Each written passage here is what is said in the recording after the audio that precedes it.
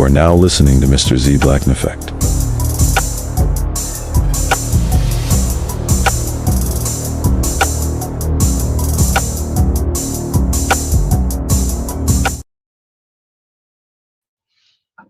What's going on, y'all? What's going on? What's going on? Hopefully you guys can hear me clear.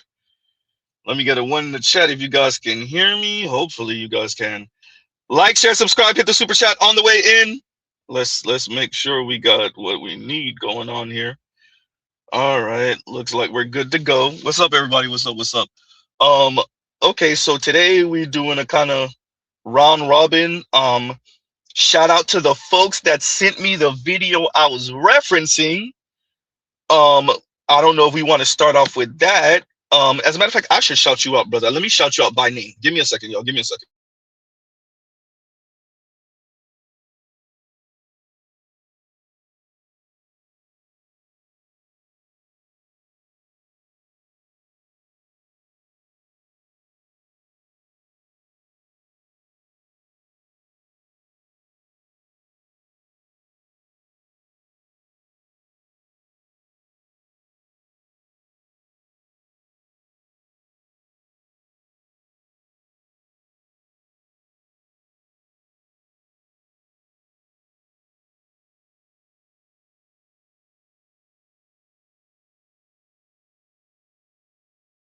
Okay, we're back. My apologies, everyone. Let's go. Let's go is the one who actually gave me the link for this, and so we found the link to something that I've been making reference to for a little while now that I thought was gone in the ether, and it's not. So let's play this and we'll speak about it on the opposite end. My background might be a little noisy, you guys. I might Borg.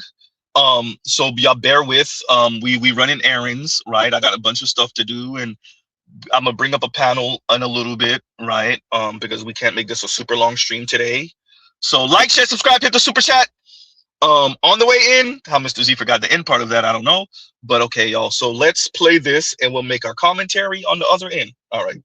Can the moms of black boys please stop messing it up for my black daughter? You guys are ruining the assignment, and it's really unfortunate how so many black women are raising sons that hate black women. There's a TikTok trend that my daughter just sent to me, and it's basically like one slide of a picture of a young black male, teenagers, and it says, "You look just like my type" on the first slide, and then the next slide, it lists like the physical attributes that they're looking for in a girl. And the number of these posts that she sent me where black boys are professing that they want a snow bunny, that a snow bunny is their type, is disgusting, disturbing, and honestly very frustrating. I had to go into the full spiel with my 14-year-old daughter of the politics of dating and how some groups decide to date in other groups not because of a true desire to do so, but because of a lack of desirability within their own group. It's a very, very deep and nuanced conversation, but can we please stop raising black boys that hate black women? Because it starts very young and it's pretty scary.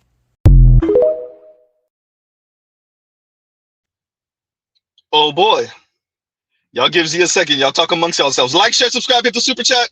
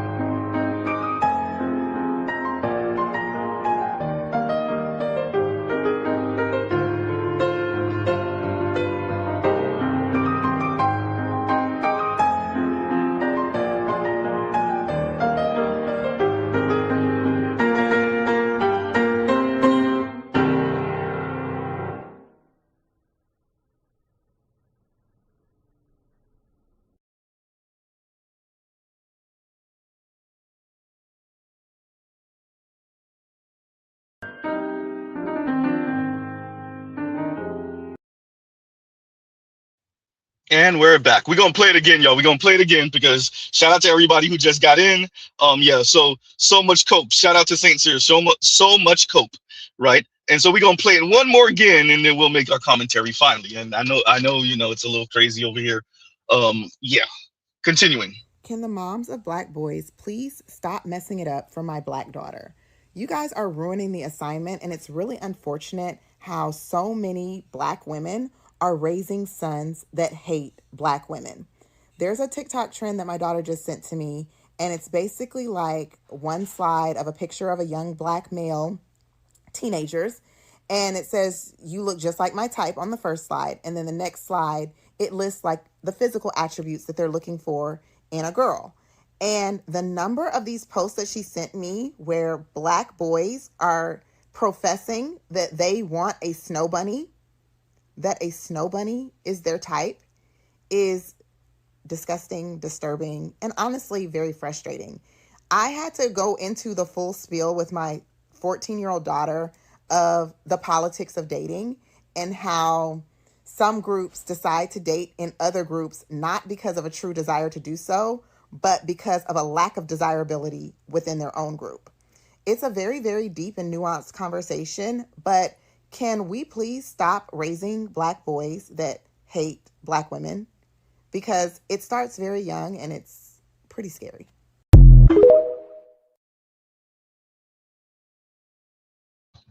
And to the young lady and to her daughter, I say, and hopefully you guys can hear me if I'm borging. My apologies. We're going to get in a better sit. We're going to get in a very better area in a minute. My apologies, everyone. Um, yeah. So you know, hmm, we don't want to indict her daughter. We don't want to be necessarily rude or harsh. Um, the young men, the young black boys, are children also. They're human beings also, and they're observant. I would argue you don't know what they're seeing, what they're hearing, and what's turning them off from black girls, right? What are they being witness to? What are they privy to that's turning them off from black girls and women, right?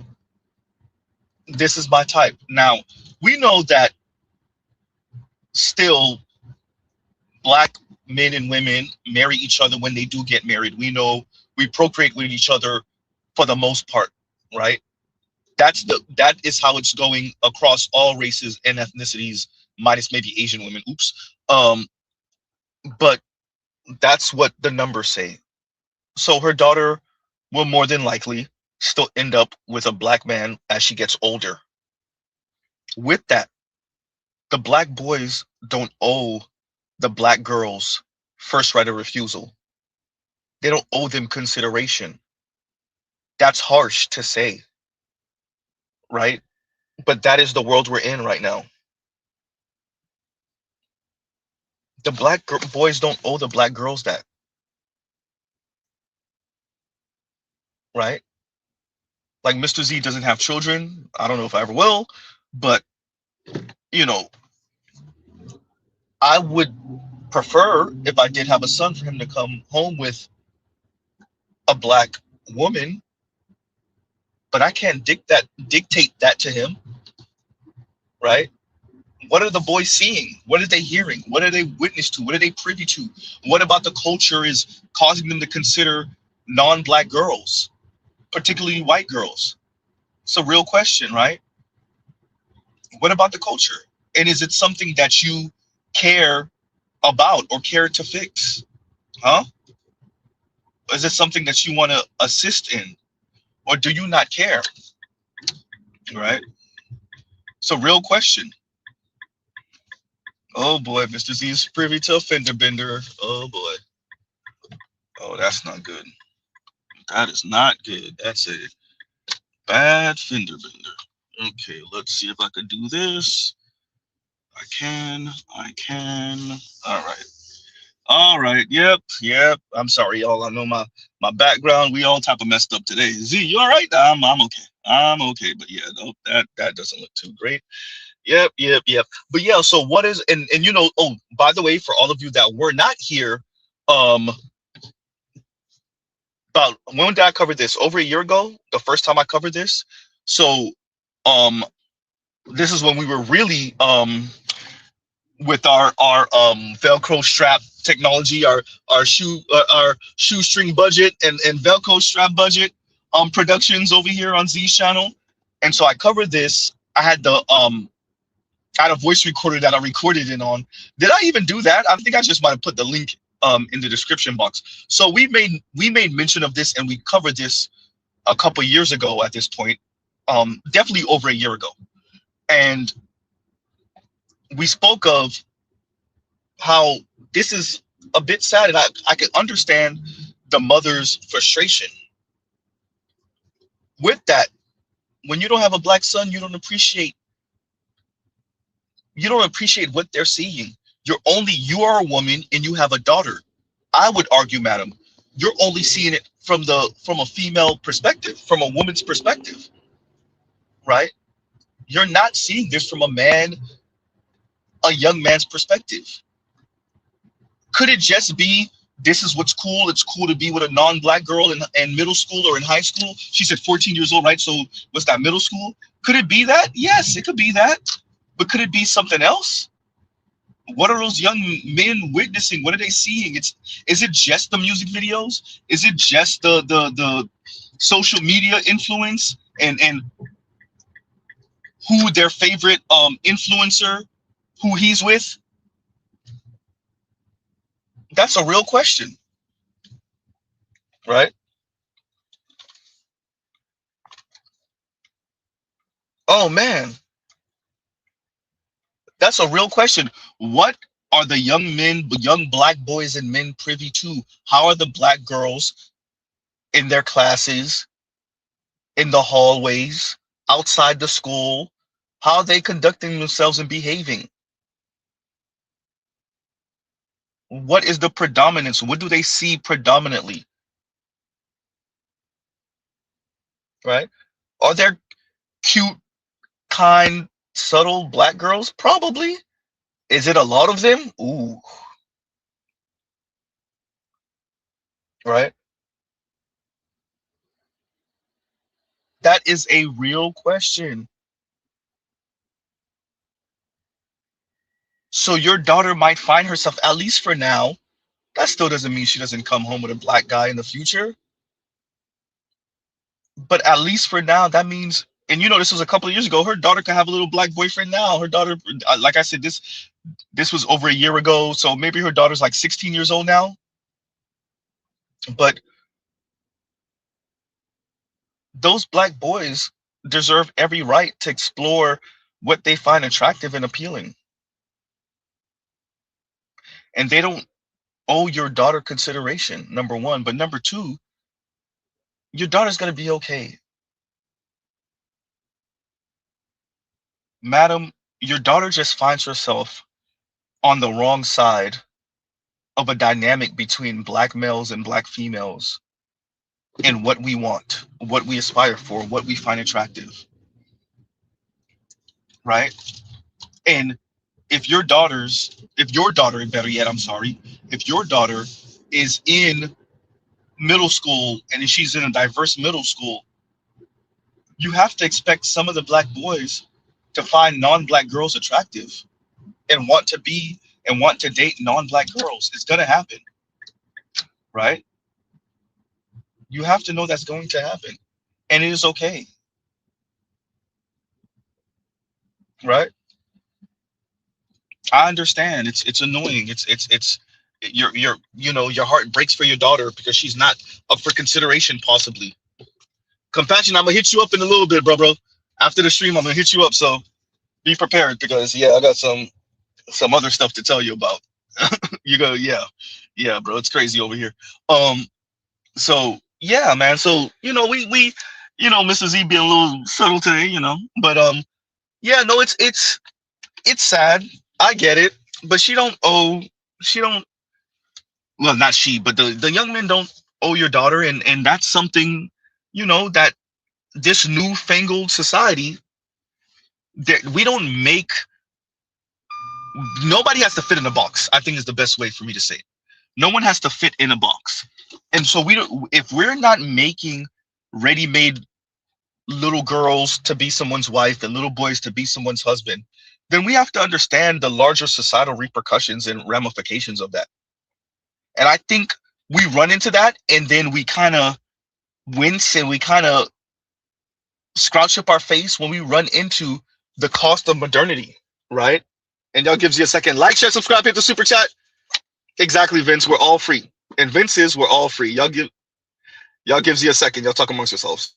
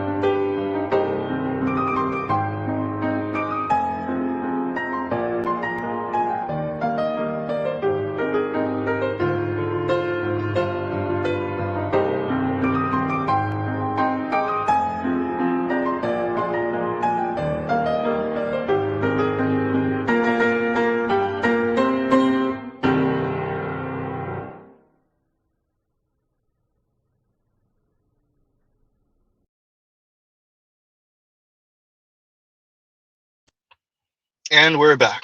And we are back. Yeah, right. We all free, exactly as Vince said. We are all free. And there's a cost to that. And I think it's you know do we want modernity, or do we not? And there's a cost to that. And so what happens is we don't fit nice and neat in these little boxes, and there's no one's going on script. What script? Right? No one's on script. What script? What's a script? Right? That's something to consider. What script? What is a script? What is a role? Right? So the young black boys are not obligated to play a particular role for the little black girls to practice relationship with the little black girls, right? So there's a whole argument to be made about how you shouldn't be really doing that at this age anyway, that they're too young to be engaging in that anyway. And so I hear that from all the folks that are saying that and thinking that, right? So I understand that. With that, Mr. Z, there's a whole lot of that in that, true. With that, this is the cost of modernity. Those young black boys don't owe your daughters relationship or consideration, right? So that's something to consider. And I know it hurts. Playing again. Can the moms of black boys please stop messing it up for my black daughter? You guys are ruining the assignment, and it's really unfortunate how so many black women are raising sons that hate black women. There's a TikTok trend that my daughter just sent to me, and it's basically like one slide of a picture of a young black male, teenagers, and it says, "You look just like my type" on the first slide. And then the next slide, it lists like the physical attributes that they're looking for in a girl. And the number of these posts that she sent me where black boys are professing that they want a snow bunny, that a snow bunny is their type, is disgusting, disturbing, and honestly very frustrating. I had to go into the full spiel with my 14-year-old daughter of the politics of dating and how some groups decide to date in other groups not because of a true desire to do so, but because of a lack of desirability within their own group. It's a very, very deep and nuanced conversation, but can we please stop raising Black boys that hate Black women? Because it starts very young and it's pretty scary.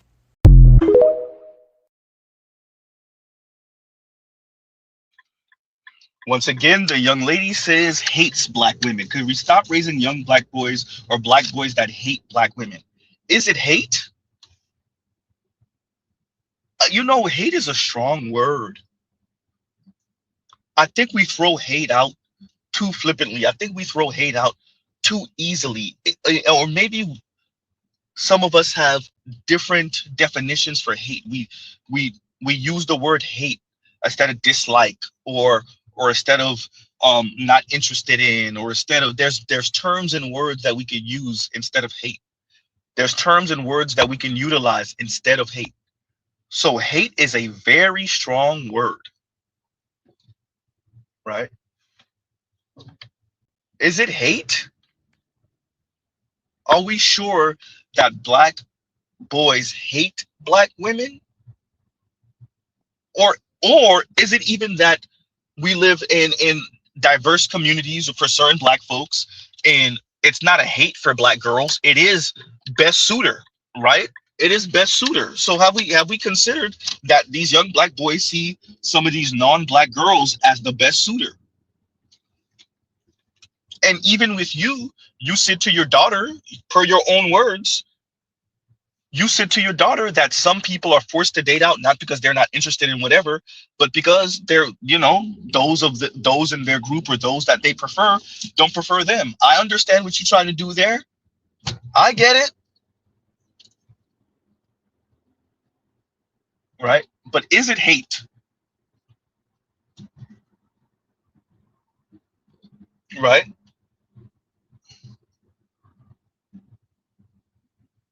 Real question, everyone. So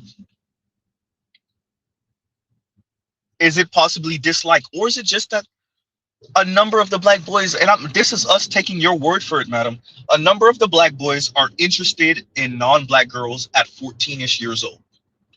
Okay, your daughter has 4 more years before 18, or at least probably now closer to 2 more years before 18, or a year and some change before 18, and then she's in college. Your daughter's gonna be okay, madam. If she has her head on her shoulders, she's personable, she's likable, she's relatively fit, even moderately attractive, your daughter's gonna be okay. It's not the end of the world. But the Black boys don't owe your Black daughters consideration, and that's not hatred. Your daughter, your daughters can, Black girls can choose to live and comport themselves and act and speak however they so choose, depending on what their parents and their family and community and network want for them and raise them to be. And it's the same for Black boys. And if the Black boys, mothers, fathers, aunts, uncles, grandparents, family, relatives are okay with them exploring other options, and remember, we're still speaking about minors here, so I'm being careful. If the parents and the family members in the circle of these Black boys are okay with this, then who are we? That is a real statement. So yeah, we're gonna move on. We're gonna play it one more again, Z, and then we're gonna move on to something else. Once again, we just a little bit of everything is today's title. A little bit of everything. We're covering the ladies today, some of their gripes, and a little bit of everything. And I got another video coming up that I'm almost certain somebody else spoke of. But I want to give my own spin to it, so we're gonna get to it in a minute. And like, share, subscribe, hit the super chat, and let's play it. Can the moms of Black boys please stop messing it up for my Black daughter? You guys are ruining the assignment, and it's really unfortunate how so many Black women are raising sons that hate Black women.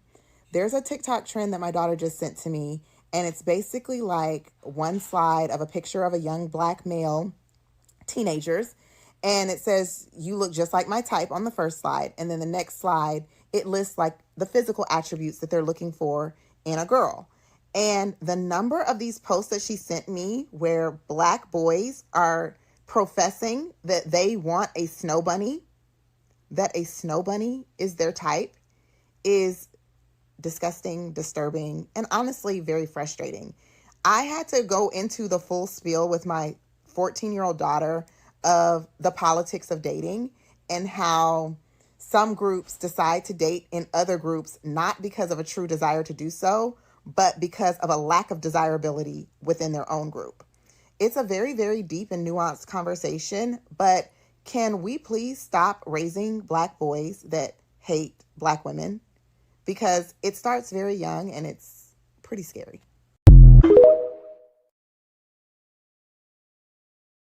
And that it is. And Eric says, Z, Black women have been telling Black men for about 6 decades. Now that I'm sorry, I'm driving too, so I'm not trying to kill myself. Now that they don't owe Black men ish, well, ma'am, that goes both ways. Yeah, they don't owe Black men. Yes, yes. Look, and it's sad because it's it's a minor. They just want to get their little puppy dog love in, and it's understandable. We get it, right? We're not talking about adults here. We're talking about little puppy dog, crush relation, the middle school relationship where y'all only really see each other at school, right? Or at somebody's birthday party that y'all parents bring y'all to, little puppy dog thing. She talking about with 14. Yeah, that's a little puppy dog thing. And that's understandable, right? And it's some harsh truths and lessons that need to be imparted here. And that's all, right? That's what we're speaking of.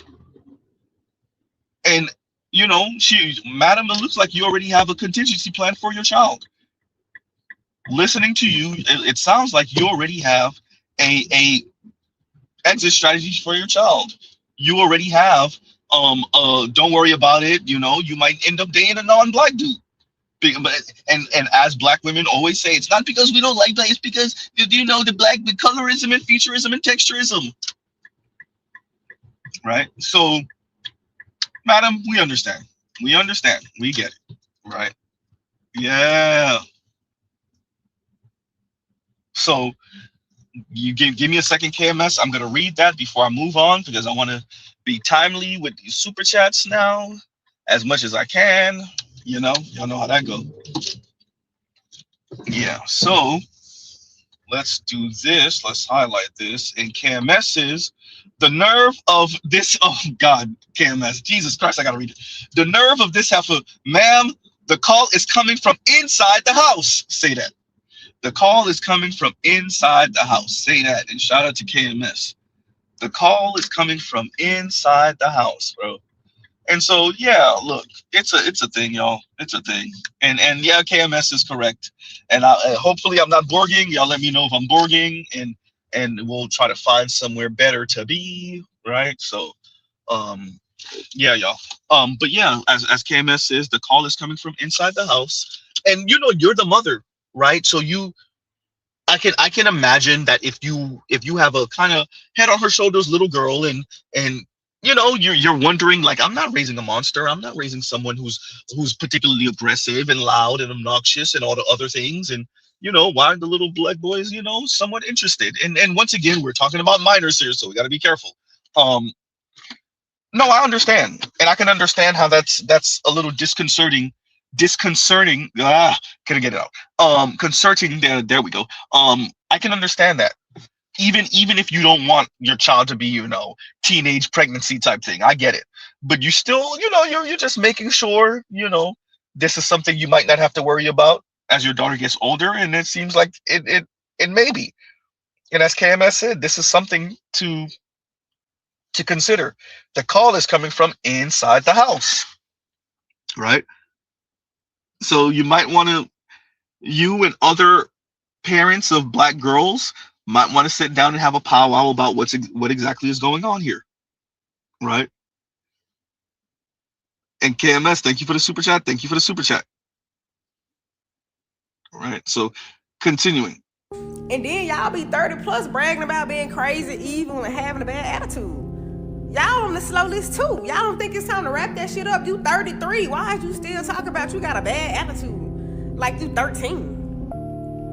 You grown as fuck. Why y'all? I'm just trying to see, like, what about that is attractive? I couldn't imagine going around telling niggas, yeah, I got a bad attitude, I ain't nothing to play with. It give autism a little bit. Yeah, it give you need to go get checked out by them people. You may need to go get a check. You probably can get a disability check. Seriously, when I hear women start talking about, and y'all grown as fuck talk about, I got a bad attitude, I'm crazy, I'm evil, you qualify for getting a check. Something is wrong upstairs. I ain't gonna say it's empty, but you got some screws loose. There's no possible way that y'all think that that's a cute personality trait to have. A bad attitude? A bad attitude equates to you throw temper tantrums. You grown as fuck on that shit still? Y'all still ain't grew up? And madam, the answer is no. No, they did not. No, they didn't. They did not. Part of the way they imagine themselves and what freedom and autonomy and being liberated and negative liberty, I'm going to keep on saying it until this channel don't exist anymore. Part of that to them is not disciplining themselves with how they speak and how they comport themselves. Part of it is I do what I want to do, how I want to do it. And part of that is being mean. Part of that is having a bad attitude. Who gonna check me, boo? Who gonna check me, boo is real. That's why Mr. Z used to spam the hell out of that goddamn button. Who gonna check me, boo? It's a real thing. It is a real thing. The celebration of bad attitude, of being petty, of being unkind, of being unconsiderate, of being selfish, of being super self-centered, of me, right? Of F you pay me. When you scale that past just one woman, one person, one woman in specific, you have a problem on your hands. When you have a community with a disproportionate amount of this, you have a problem on your hands. Is it all black women? No. Is it enough? Uh-oh. Is it too many? Yikes. Huh? It's too many. It doesn't have to be all. It doesn't have to be most. It's too many. Huh?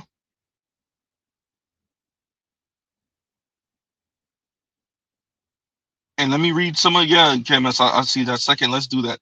And KMS says, Dad, black girls are mean. My son, age 9. Right? Oh, actually, let's actually start here. And KMS says, Dad, black girls are mean. My son, age 7. KMS says, Dad, black girls are mean. My son, age 8. KMS says, Dad, black girls are mean. My son, age 9. KMS says, Dad, black girls are mean. My son, age 10. KMS says, Dad, black girls are mean. My son, age 11. God damn. KMS says, Dad, black girls are mean. My son, age 12. Oh, man. Hey.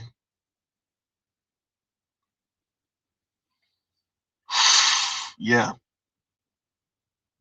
Uh-oh. KMS says, Dad, Latin girls are nice. My son, age 13. It ain't over, KMS, but it's pretty much over. It ain't over. He meet him a nice, cute sister, you know, somewhere in his later teens or somewhere in his 20s when he's away at school or something. You never know. We know how this life go, right? You never know. We know how this life go.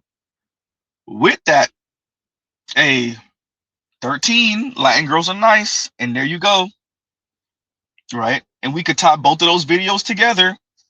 Both of those videos speak a lot, all right? So we're gonna play both of them back to back, and maybe the first lady will understand why. But once again, for those of you just getting in, the first video I'm about to play, I actually saw this video a couple of years ago. I lost track of it. I think the young lady deleted it, but thank God somebody mirrored it onto YouTube or whatever. And let's go found it. He linked me it, and I downloaded it. So now we have it in the archives. It's officially in the archives, everyone. So let's play this and get moving. All right. Can the moms of black boys please stop messing it up for my black daughter? You guys are ruining the assignment, and it's really unfortunate how so many black women are raising sons that hate black women. There's a TikTok trend that my daughter just sent to me, and it's basically like one slide of a picture of a young black male, teenagers, and it says, "You look just like my type" on the first slide. And then the next slide, it lists like the physical attributes that they're looking for in a girl. And the number of these posts that she sent me where black boys are professing that they want a snow bunny, that a snow bunny is their type, is disgusting, disturbing, and honestly very frustrating. I had to go into the full spiel with my 14-year-old daughter of the politics of dating and how some groups decide to date in other groups not because of a true desire to do so, but because of a lack of desirability within their own group. It's a very, very deep and nuanced conversation, but can we please stop raising black boys that hate black women? Because it starts very young and it's pretty scary. And then y'all be 30 plus bragging about being crazy, evil, and having a bad attitude. Y'all on the slow list too. Y'all don't think it's time to wrap that shit up? You 33. Why is you still talking about you got a bad attitude? Like you 13. You grown as fuck. Why y'all? I'm just trying to see, like, what about that is attractive? I couldn't imagine going around telling niggas, yeah, I got a bad attitude, I ain't nothing to play with. It give autism a little bit. Yeah, it give you need to go get checked out by them people. You may need to go get a check. You probably can get a disability check. Seriously, when I hear women start talking about, and y'all grown as fuck talk about, I got a bad attitude, I'm crazy, I'm evil, you qualify for getting a check. Something is wrong upstairs. I ain't gonna say it's empty, but you got some screws loose. There's no possible way that y'all think that that's a cute personality trait to have. A bad attitude? A bad attitude equates to you throw temper tantrums. You grown as fuck on that shit still? Y'all still ain't grew up?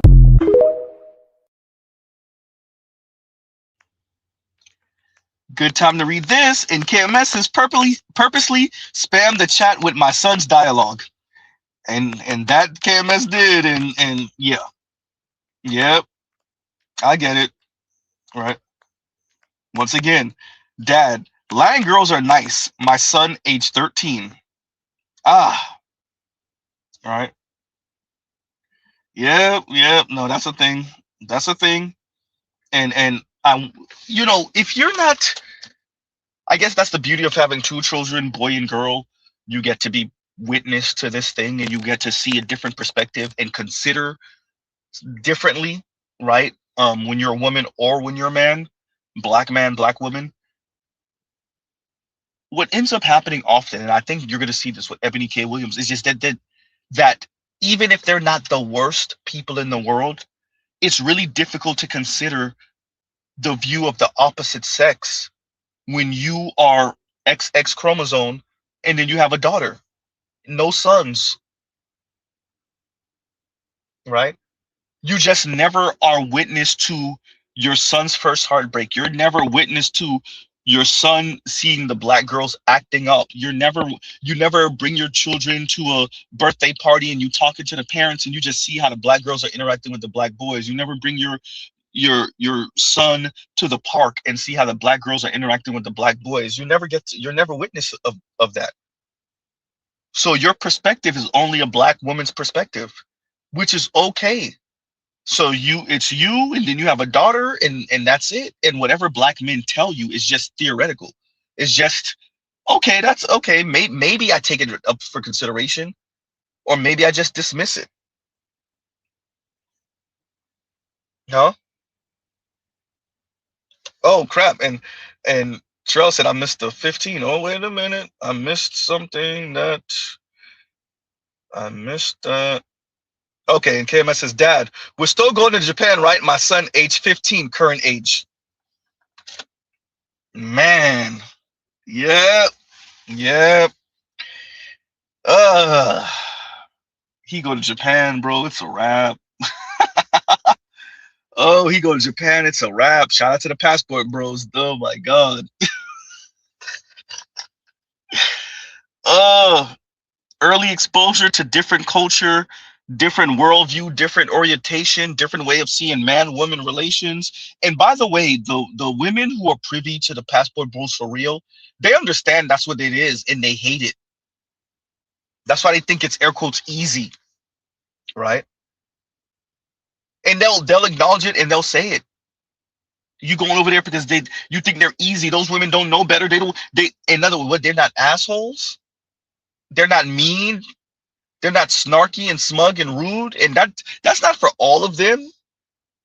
Clearly, we're talking about 8 billion people on the planet. At least 4 billion of them being women. Right? So, but the overall orientation is not necessarily so antagonistic to men. Not yet, at least. Right?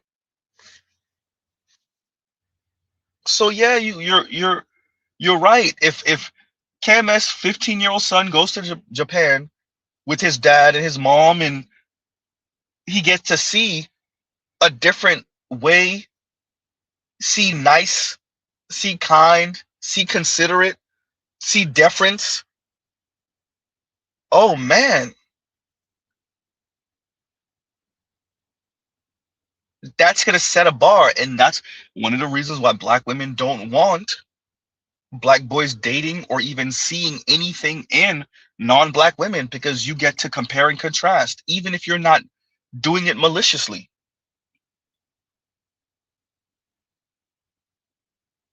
You get to see, okay, there's 1 or 2 cute, kind Black girls, or just not attitudinal Black girls in school. Okay, those 2 exceptions. And then, oh my God, all the others. Then this is when you get into, for someone with a limited vocabulary or someone who doesn't get it, this is when you start getting into the air quotes acting white thing. Or I know you're not from around here. Oh, your mom ain't raised you right.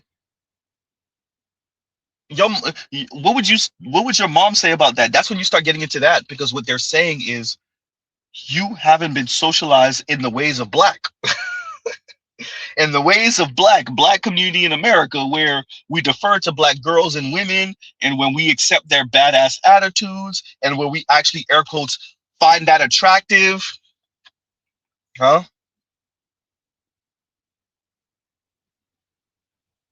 Yeah. And the second video, once again, is speaking to that. You 30 years old and you think this is cool? Right? You're 30 years old and this is cool?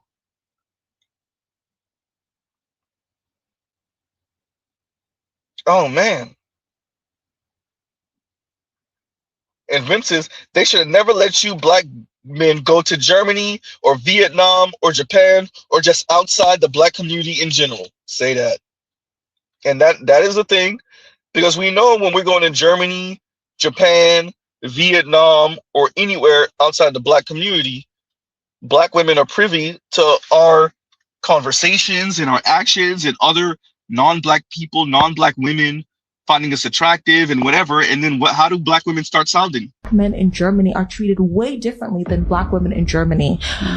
Black men are appreciated in Germany. Black men are put in a cultural sense, in a societal sense, you are seen as interesting, whereas Black women are seen as lesser.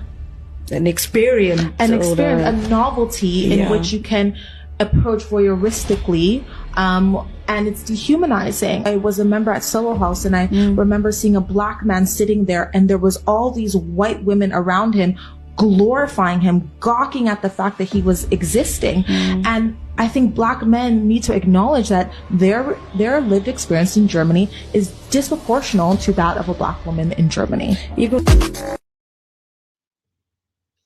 And there you go. And there you go. Right? That I bet. Right? And I think a bit of this is clearly negative stereotype. But the question is, how many Black women are attempting to fight this negative stereotype? Right?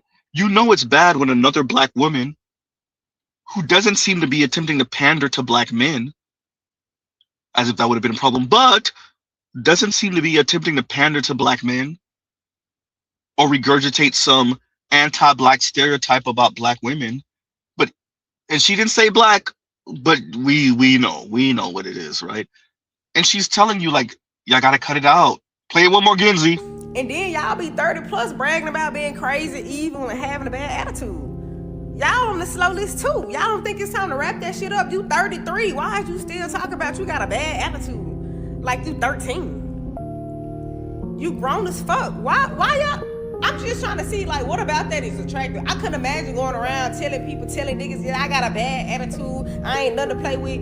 It give autism a little bit. Yeah, you need to go get checked out by them people. You may need to go get a check. You probably can get a disability check. Seriously, when I hear women start talking about, and y'all grown as fuck talk about, I got a bad attitude, I'm crazy, I'm evil, you qualify for getting a check. Something is wrong upstairs. I ain't gonna say it's empty, but you got some screws loose. There's no possible way that y'all think that that's a cute personality trait to have. A bad attitude? A bad attitude equates to you throw temper tantrums. You grown as fuck on that shit still? Y'all still ain't grew up?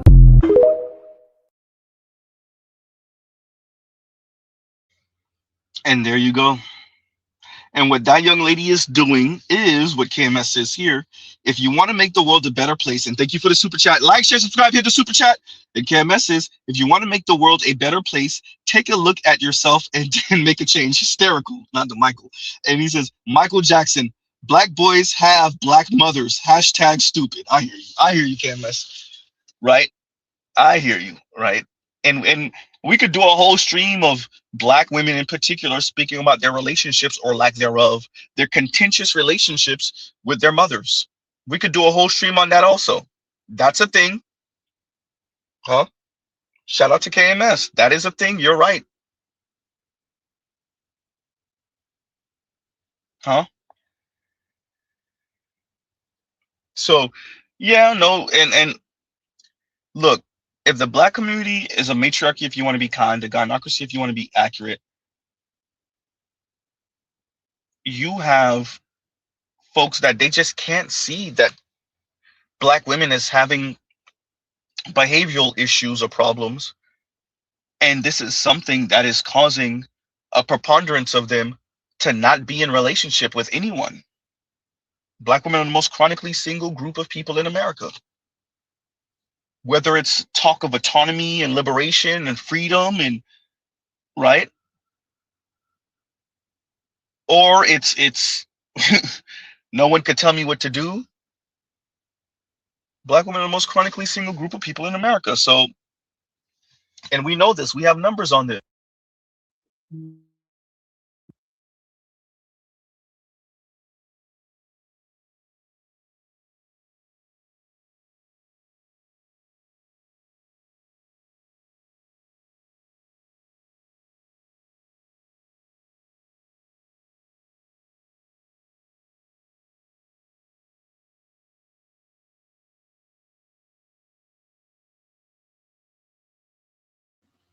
And we're back. My apologies, y'all. I already gave the warning earlier.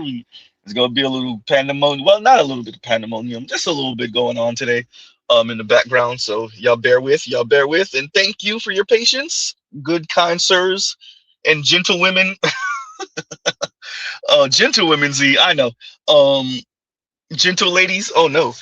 So yeah, no. The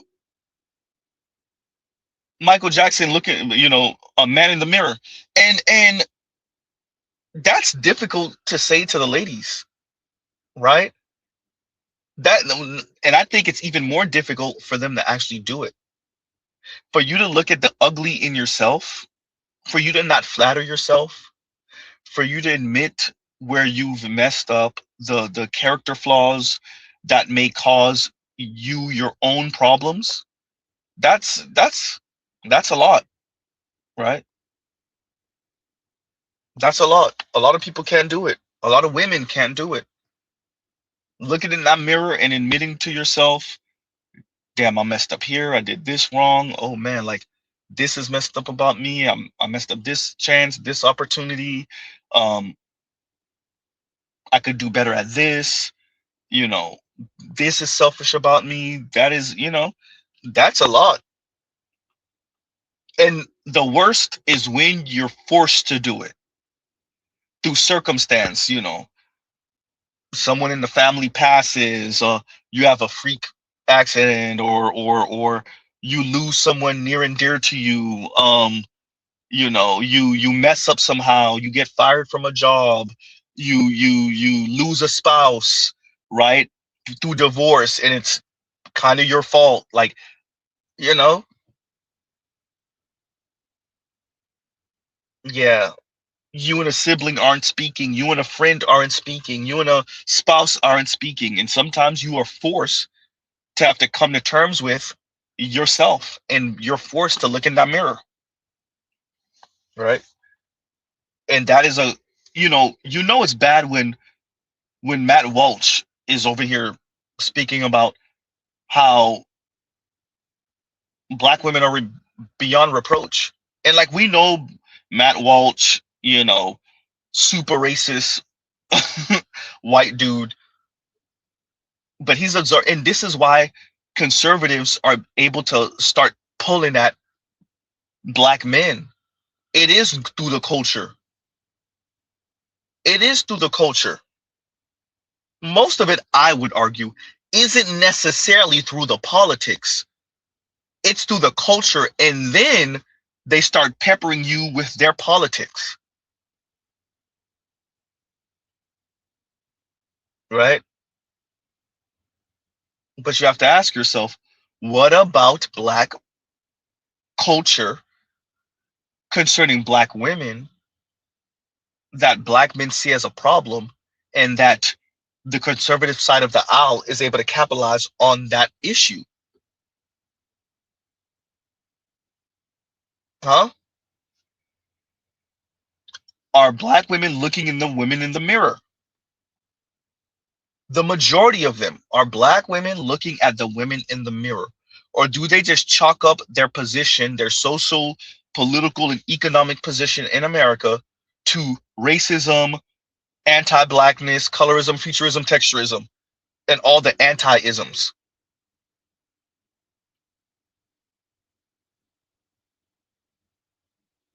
That is a real question.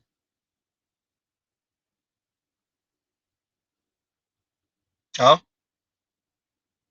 Can any of this be black women's orientation, too many black women's orientation in this society, that men, not just not just black men, are privy to? Thank you for the super chat, KMS. Thank you for the super chat. Right? And Tunnel Runner says, and thank you for the super chat, Latinas have been nice to me. Yes, we can, brothers. Yep. Yes, we can, brothers. Latinas have been nice to me. Have been nice to me. And Tunnel Runner is married to a Latina. A white Latina on top of that. A Latina. Hey, black women don't always being nice to us, but there's a consequence to that. Huh? Once again, black women don't owe us consideration. They don't always being nice to us, but there is a consequence to that. Right? And y'all let me know if y'all still can hear me. Got to switch headphones real quick. Am I coming in clear, peoples? Am I? Hopefully I'm coming in clear. There we go. And let me get a 1 in the chat if I am. And yeah, no, and thank you for the super chat, Tunnel Runner. Thank you for the super chat. Like, share, subscribe, hit the super chat. And so that attitude, that bad attitude thing, is a thing. And what I would argue it leads to, because these are kind of tying in nicely, right? Let's click the next video. These are tying in nicely. Let's click this and let's get underway. Because what oftentimes happens, as the first young lady said, and we'll play that and then we'll tie it to the third video. We'll play the first video and tie it to the third video, or should I play the first, second, and third? And so we can kind of have this story going, right? So let's play this. I guess we'll play the first and then we'll play the third, and so we can tie that story in nicely, right? So we could show the dots, right? Connect the dots, and here we go. Can the moms of black boys please stop messing it up for my black daughter? You guys are ruining the assignment, and it's really unfortunate how so many black women are raising sons that hate black women. There's a TikTok trend that my daughter just sent to me, and it's basically like one slide of a picture of a young black male, teenagers, and it says, "You look just like my type" on the first slide. And then the next slide, it lists like the physical attributes that they're looking for in a girl. And the number of these posts that she sent me where black boys are professing that they want a snow bunny, that a snow bunny is their type, is disgusting, disturbing, and honestly very frustrating. I had to go into the full spiel with my 14-year-old daughter of the politics of dating and how some groups decide to date in other groups, not because of a true desire to do so, but because of a lack of desirability within their own group. It's a very, very deep and nuanced conversation, but can we please stop raising black boys that hate black women? Because it starts very young and it's pretty scary.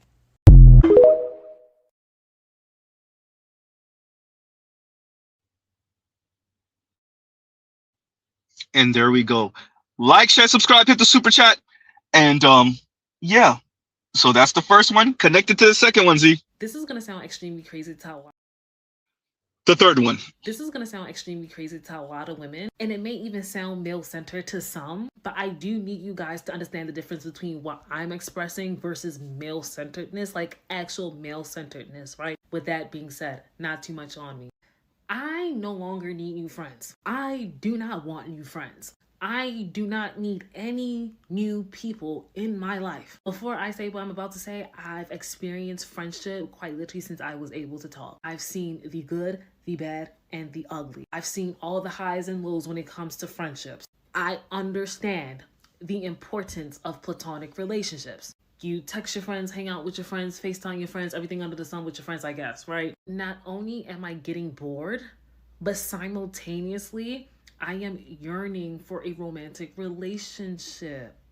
And when women get on here and they talk about like, oh, I don't need a man, I have my friends, I have my homegirls, can't relate. When y'all sit here and y'all get on other women for expressing their desire for a romantic relationship, I don't say anything. When you guys talk about your friends falling off the face of the planet once they get a boyfriend, I don't say anything. Because I know when I get into a relationship, I cannot promise I won't fall off the face of the planet for a while, because I finally got what I wanted and I'm enjoying it thoroughly, because all things come to an end. Just sitting it right there.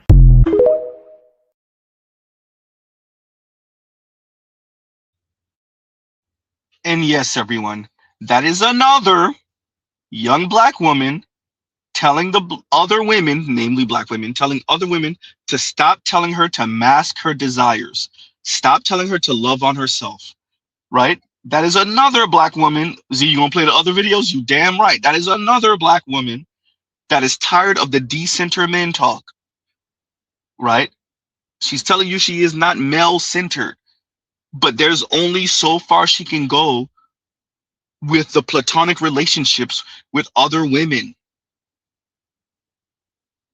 We have reached a market cap. This is what I was saying to shout out to Shay Sade on her channel a couple of nights ago. We have reached a market cap. That's why you see these videos of the women, as we've, and shout out to the Black Manosphere in particular. We said this was the message. Mr. Z in specific kept on saying this is the message. The decenter men, the dirty macking of black men, right? The single, bitter, angry black women who would dirty mac black men. Mr. Z was in a relationship, and I kept on saying, hey, young men, go live your life. Do not have us keep you from having your experiences. You might get your heart broken. You might not. More than likely you will. But you go explore, you go have fun, you go have those experiences. That is not necessarily what the women were saying.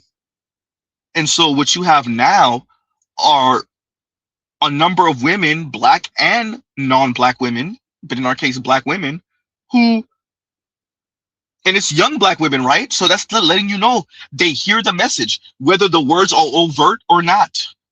But the young black women are telling you, or at least the young enough black women are telling you.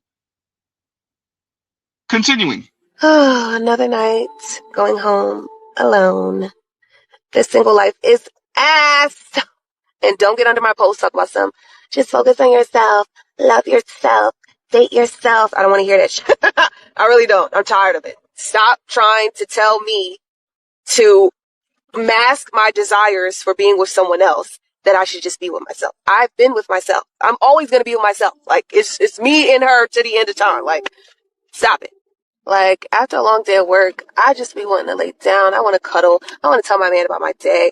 I just want to hug. Like, damn.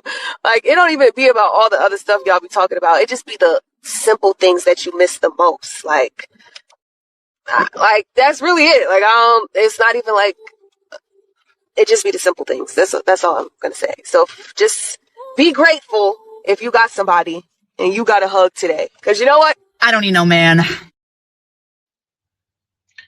Hey, that's one. Oh, there's multiple of those. Whatever reason, I'm just not allowed to experience love from another person.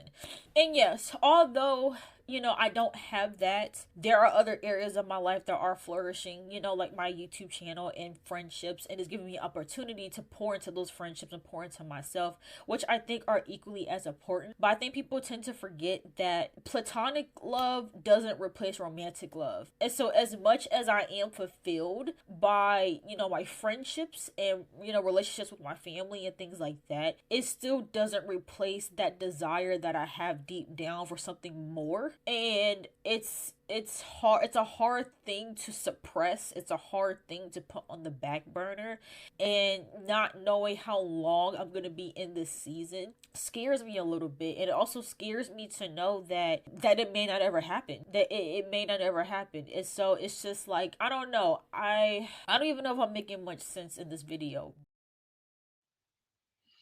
That's a young lady. Same message. Kind of sad.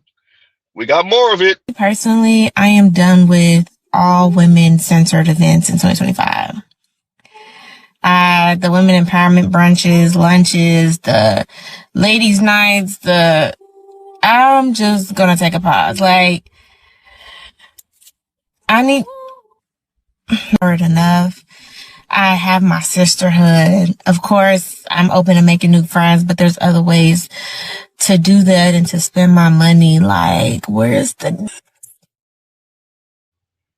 Hey, and it just continues. I'll play one more because Mr. Z got way more than that. We'll play one more, but to emphasize, hey, I am tired of the amount of gaslighting us single people have to go through. Because let's be honest, a lot of the things that our friends in relationships can get for free, we have to pay for. And there's no amount of self-love or therapy that can kind of circumvent the frustration that being single is very expensive. Because if, an example, I am sick, I don't have anyone who can cook for me. My friend can ask her boyfriend to cook for her. I have to DoorDash something. If I need help moving something in my house, I need to go find someone and pay that person to come over and move it. Well, my friend can just ask her partner. And all those things just add up. If you lose your job, you have someone who can help you with rent. If you are having like financial trouble or health trouble, you now need to like disclose that to your family or friends, which might be embarrassing, or you can tell your one husband or your wife to help you through that. It is so frustrating to have to go through so many things alone and make these really big decisions, hard decisions completely by myself. I have my friends, I have my family, I love them, I can lean on them, but maybe I don't want to tell them all about my finances. Maybe I don't want to have to over-explain my entire health condition to them. Maybe I just need someone to help me with a real quick task that I don't want to have to pay someone or wait for someone to drive across town to come help me.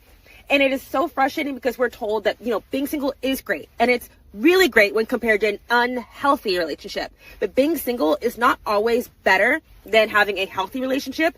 Don't get me wrong, I am not going to go hop into a relationship with a man just so I can have someone. But I do think we need to be honest that being single, while it can be really great, is also very impractical sometimes.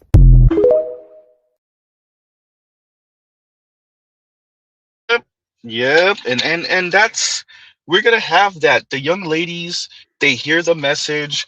They've, especially when you're doing okay in life, but even when you're not, we're social creatures. Human beings are social creatures. They're not meant to be alone, right? Not necessarily, right? Moments of solitude, yes, right? But for the most part, all of us are not meant to be alone, right? And what you see from these young ladies is, and especially the last one I played, is she's telling you, like, I've done the things, like, you know I'm tired of having to do all of this heavy lifting by myself, and I want a romantic partner. Z, I know. Right? Oh man. And so the message is always, you can do it. You don't need a man. The ladies are telling you, maybe I kind of do, but I definitely want one. That's what the ladies are saying. Z, you said that was the last one. Well, maybe not. Okay, I have one more thought that I have to get up as the sun is rising. Okay. Sometimes we lie to ourselves. And I've been doing that for quite some time now. And I am 32 this year. And it's almost the end of the year, so I'll be 33. And I'm just not about to go into 33 lying. So I'm going to be one of the first hard up type of women to admit that I want a man. I may actually need a man. That feels so disempowering sometimes to say in 2025. And people make you feel like, oh, you're weak. It's like, fuck it. I want a man. I don't necessarily... Yes. Right? That is, she's telling you, people make you feel like you're weak. What a sad state of affairs. What are human beings doing? What are Americans doing? What are black people in America doing? Who are the people? No, madam, you mean women. You mean women. The message is, you're good by yourself, right? Huh? The women they're egged on, they're antagonized by other women to stay single if you don't end up with whatever the ideal is, right? Because your autonomy is worth more than that companionship and the sacrifice, right? And not being so self-centered. Your autonomy is more important than that. And these young ladies are telling them, I have it, I don't want it no more. Continuing, what are the ladies responding to? All the clips I'm playing, what is this young lady? Play it again, Z. What is she responding to? This is going to sound extremely crazy to a lot of women, and it may even sound male-centered to some, but I do need you guys to understand the difference between what I'm expressing versus male-centeredness, like actual male-centeredness, right? With that being said, not too much on me. I no longer need new friends. I do not want new friends. I do not need any new people in my life. Before I say what I'm about to say, I've experienced friendship quite literally since I was able to talk. I've seen the good, the bad, and the ugly. I've seen all the highs and lows when it comes to friendships. I understand the importance of platonic relationships. You text your friends, hang out with your friends, FaceTime your friends, everything under the sun with your friends, I guess, right? Not only am I getting bored, but simultaneously, I am yearning for a romantic relationship. And when women get on here and they talk about like, oh, I don't need a man, I have my friends, I have my homegirls, can't relate. When y'all sit here and y'all get on other women for expressing their desire for a romantic relationship, I don't say anything. When you guys talk about your friends falling off the face of the planet once they get a boyfriend, I don't say anything. Because I know when I get into a relationship, I cannot promise I won't fall off the face of the planet for a while. Because I finally got what I wanted and I'm enjoying it thoroughly. Because all things come to an end. Just sitting it right there.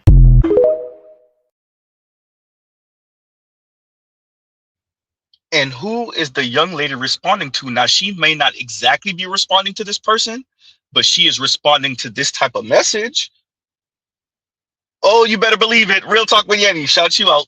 Decenter men. This is not coming from a place of hurt, trauma. This is coming from a place of peace and happiness. And I just remember when I used to go out, and I used to just go out just to have a good time, laugh, great conversations, and just being a personality. My personality wasn't about getting a man. It was just about having fun. And I just want to get back to that. I just want to get back to me.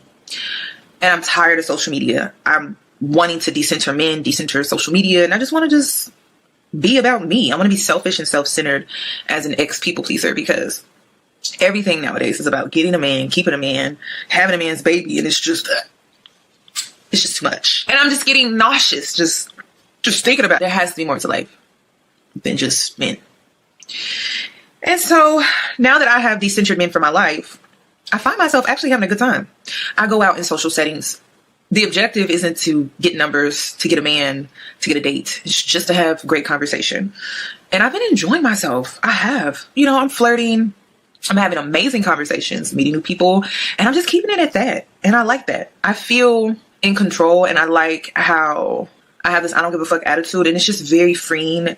Whereas before, it was all about getting a man and hanging around women that wanted to go out just to get attention and to get a man. And it's just so exhausting. But now I actually go out. I'm actually having a great time. And I like it. I love it here, actually. I'm just tired of these videos. It's a man, it's a woman telling you, get a man, you need a man. You're gonna die alone. And I like being alone. I like it. It's peaceful. And this decentering men thing, I think it's necessary because a lot of women are exposing themselves to like temporary relationships just because they're listening to people online. And I don't know, I think it's kind of cute. I think it's funny because I'm a woman that actually enjoys being alone, right? I enjoy my aloneness. I think it's funny because some women feel like they're one-upping you because they have a temporary relationship. And I'm like, but your relationship is temporary. Even the women with rings, your marriage is temporary. Like, it's not lasting. It didn't last. A lot of women are in situationships, temporary relationships, friends with benefits, temporary relationships. They're just in these temporary relationships because social media is telling them that they need a man, or they should get a man, or hurry up, girl, better get your man before you hit the wall. It's like, it's just too much. And now I have moved to a space where I don't give a fuck. I don't give a fuck. And it feels so good because I just don't give a fuck. And nobody is going to force me to give a fuck. And I like it. And another thing, when it comes to this decentering men, I have embraced my masculine. I've embraced my feminine side. I've embraced my light feminine. I've embraced my dark feminine. I've embraced all of myself. And I love that for me. I would argue that is what the young lady is responding to. Huh? I would argue that is what the young lady is responding to.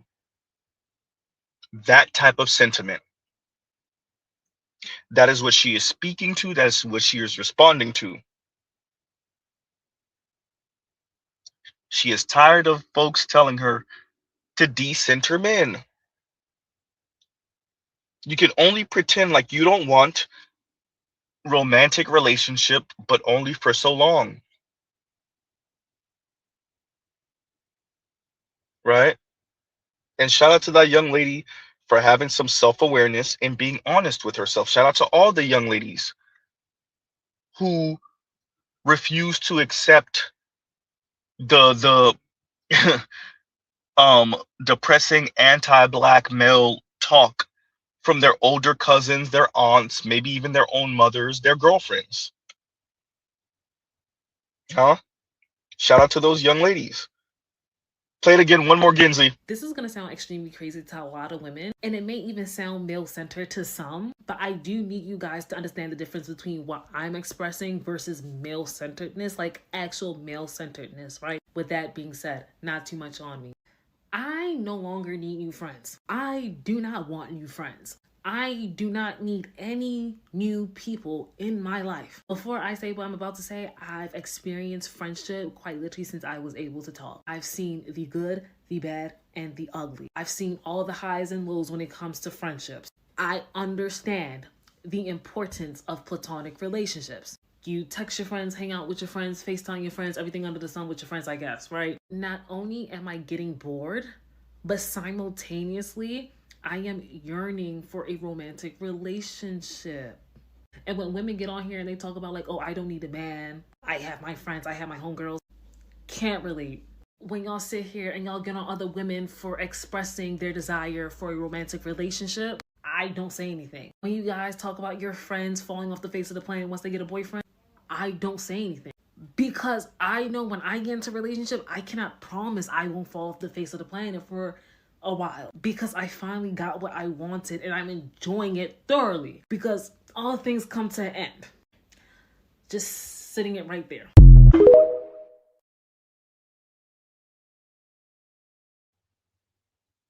Exactly. And shout out to the young lady, right? Shout out to the young lady for being honest and some self-awareness, right? And like, share, subscribe, hit the super chat, right? So shout out to that young lady. We're just gonna put it in the archive with the other videos of young women, young black women in specific, telling you, hey man, look, I did what y'all said, and I can't do the single life anymore, or I can't do this single but pretending I'm okay with it, and I love my single life, and I'm in my singleness era, and I'm a bachelorette, and I did it. I can't pretend. No, none of these women are in their 40s, or well, at least the ones I played are in their 40s or 50s or 60s. No, these are women in their 20s and 30s telling you, okay, you try to tell me I'm supposed to get comfortable with this and then attempt to psych myself out and say I'm okay with this? I'm not. Oh man. Anyway, continuing, because this somewhat ties in, kind of not, kind of so, to the conversation also. Once again, like, share, subscribe, hit the super chat. Continuing. The concept of a black woman being in a relationship with a white man, and when they break up because of another reason, all of a sudden she decides to tell everybody that her ex-boyfriend was a racist. He said racist slurs and he was so racist. You kept your mouth shut when you were in a relationship. Keep your mouth shut now, respectfully. A matter of fact, get away from me. You are so weird, and I want you to reflect on your behavior, because what is wrong with you? You tolerate racist behavior, and that even shows me that you know that it's wrong, because when you break up, you tell it to everyone. So you intentionally even weaponize it against your ex-boyfriend because you hold a grudge, because you know how powerful racism can be. I can't even wrap my head around that. And what annoys me is that they think they're slick. You know, they will come to you and be like, my ex-boyfriend, he was so bad, he was so evil, he was so racist. What? Tell me he's evil, you know, tell me all of that, but racist? And you stayed with him? You're not slick. You are not slick. I will not be your friend anymore.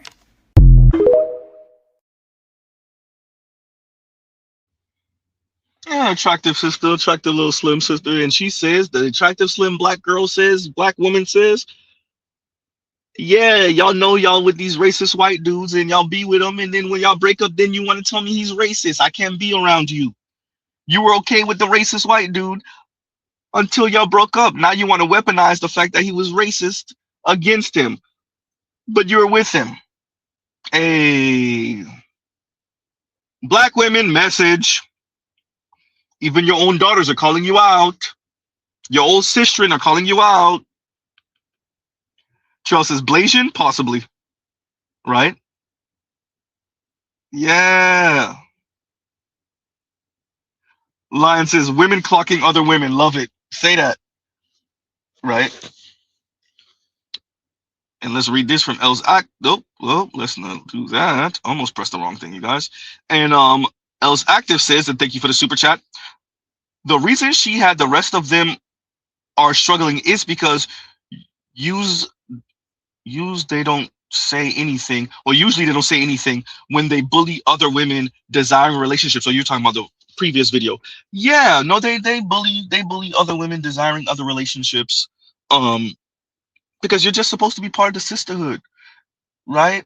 You have your kids out of wedlock, preferably. The only reason you would air quotes submit yourself to a black man in specific is he has to be that guy. He has to be the specimen.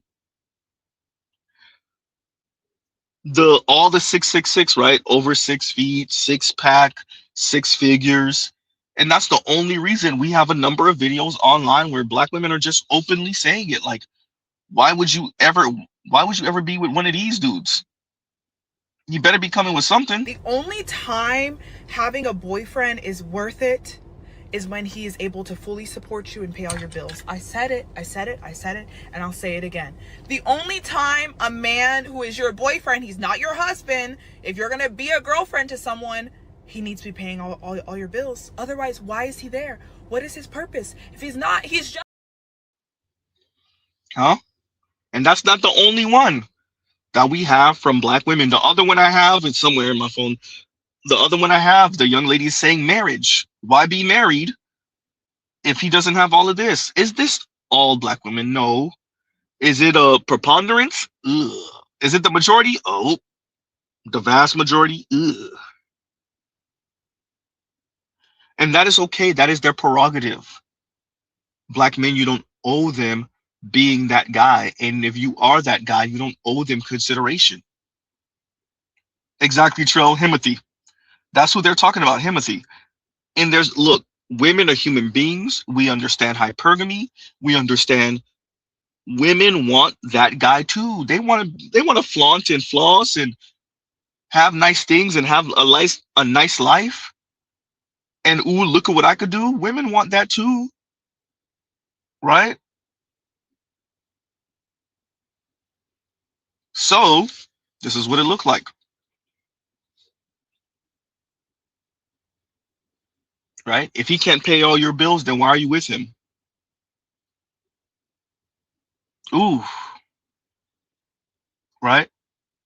So when you have that type of sentiment and you come across a white dude with a couple of dollars, you go in. He white and he got a little bit of money and he paying the bills. And if you drop a couple of racial slurs here, racial slurs there, you'll eat that. You'll take that, right? And then attempt to weaponize it against him after the fact, after the relationship has devolved and dissolved. Oh man. And we have your own sister calling you out on it. Once again, we're gonna play it again. Shout out to all those people that have a problem with Mr. Z spamming these videos. Z, you play the same videos over and over again. It's part of my rhetorical style. It is part of the presentation. My apologies. I can't help it. It's part of the channel, everyone. It's part of the channel. Continuing. The concept of a black woman being in a relationship with a white man, and when they break up because of another reason, all of a sudden she decides to tell everybody that her ex-boyfriend was a racist. He said racist slurs and he was so racist. You kept your mouth shut when you were in a relationship. Keep your mouth shut now, respectfully. A matter of fact, get away from me. You are so weird and I want you to reflect on your behavior, because what is wrong with you? You tolerate racist behavior, and that even shows me that you know that it's wrong, because when you break up, you tell it to everyone. So you intentionally even weaponize it against your ex-boyfriend because you hold a grudge, because you know how powerful racism can be. I can't even wrap my head around that. And what annoys me is that they think they're slick. You know, they will come to you and be like, my ex-boyfriend, he was so bad, he was so evil, he was so racist. What? Tell me he's evil, you know? Tell me all of that. But racist? And you stayed with him? You're not slick. You are not slick.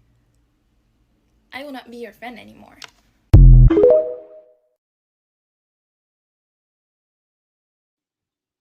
She said, "You're not slick. You're not slick. I will not be your friend anymore." Now, there's a black woman checking other black women who are in relationships with racist non-black men, particularly, obviously, white men, racist white men, anti-black white men, and they are okay in that relationship.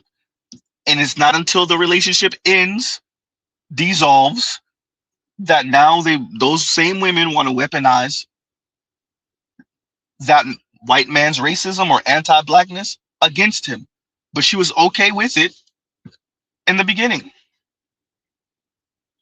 Huh? Oh man.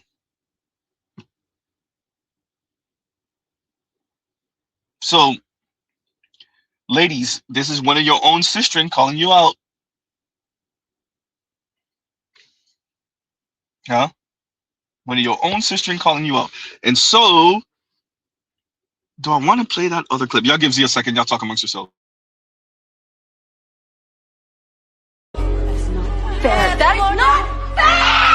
That is not fair. Fair. That will not fair. That is not fair. Fair. That will not fair. That is not fair. Fair. That will not fair. That is not fair. Fair. That will not fair. That is not fair. Fair. That will not fair. That is not fair. That will not fair. That is not fair. Fair. That will not fair. That is not fair. Fair. That will not fair. That is not fair. Fair. That will not fair. That is not fair. Fair. That will not fair. That is not fair. Fair. That will not fair. That is not fair. Fair. That will not fair. That is not fair. Fair. That will not fair. That is not fair. Fair. That will not fair. That is not fair. Fair. That will not fair. That is not fair. Fair. That will not fair. That is not fair. Fair. That will not fair. That is not fair. Fair. That will not fair. That is not fair. Fair. That will not fair. That is not fair. Fair.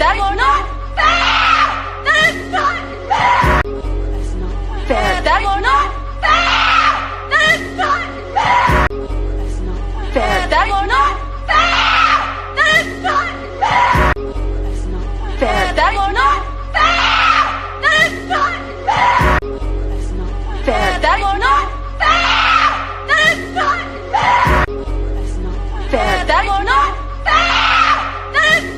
fair. Fair. That will not fair. That is not fair. Fair. That will not fair. That is not fair. Fair. That will not fair. That is not fair. Fair. That will not fair. That is not fair. Fair. That will not fair. That is not fair. Fair. That will not fair. That is not fair. Fair. That will not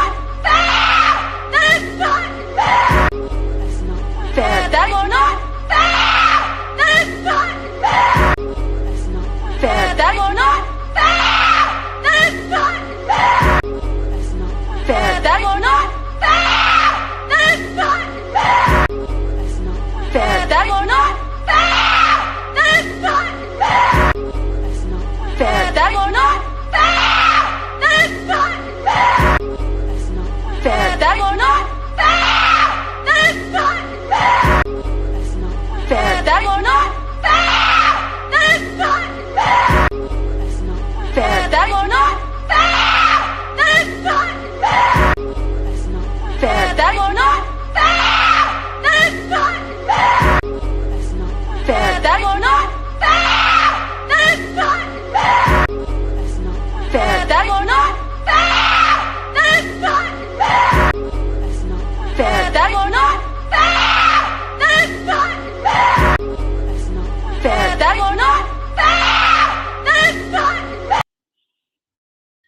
Not that that's not fair, playing over and over and over again. And from Africa I came, says Z. Popeye's emergency line ring? No, that's not Popeye's. That's the red car that I have being worked on in mechanics and tow trucks and all that other stuff. My apologies, y'all. My apologies. Right? No, but yeah. Yeah, my apologies, everyone. I clicked the wrong damn button. Yeah. Yep, exactly. Lost one said Z misclick, it seems. Exactly. That's exactly what happened. My apologies. So I'm gonna have to move that one in a different. Let's do that now. Let's do that now. My apologies, everyone. How many people I lost? I done lost 20 people. Jesus. Z, we can't do it. Okay, now we have it in a better place. So now next time, hopefully it won't be a misclick. Right, right. Apologizing ahead of time says, what did y'all do to deserve this? Hysterical. Right? Hysterical. No, it's a bunch of stuff going on. I told y'all, Mr. Z's life is upside down on fire right now. It's craziness. It's craziness. So we're gonna play this last clip. And maybe we'll bring people up. Probably bring people up. Like, share, subscribe, hit the super chat. And my apologies to everybody who had to leave, because like Z, I can't do it. You're gonna be playing that for how long? Right? And yeah, that was talking about overuse. And let's play this and continue. This is kind of making its rounds. I did check out this documentary. I don't recall if I got all the way through. I don't think so, but I got pretty significantly. I got significantly past past it, or through it, past it, through it. My apologies, everyone. And yeah, so we're gonna play this, and this is making its rounds. Some of y'all already know where Mr. Z is going, but let's click this and let's continue. Did you know that there are women from all over, I'm talking America, Europe, and Canada, who visit impoverished countries and areas to exploit young men? Take a look at this next clip from a documentary I discovered. Giovanna is Italian. She's 33. She fell for Edison, who's just turned 18. We talk a lot about male predators, but what about these women? That young man just turned 18, and who knows if they met prior to him turning 18. And that woman is in her mid-30s.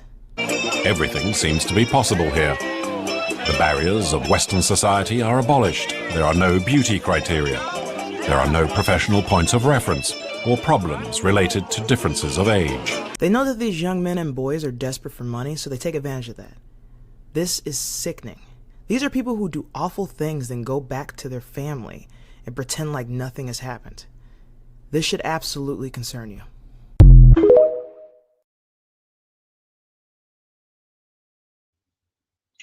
Women are human beings. Women are human beings. This lie that we've been selling men for decades now, maybe even centuries, but definitely decades of kinder, nicer, more thoughtful, more understanding, less predatory, right? More humane, more understanding, more family-oriented women. We're seeing through action how false that is. You're seeing women with access, with influence, with a bit of power, move oftentimes the same way the men do, if not worse. Huh? It is predatory. But who told everyone, particularly other women, that women in power wouldn't be predatory? Who said that? That is what we're witness to. Women are human beings. Women are people. Huh? Women want to get their freak on too.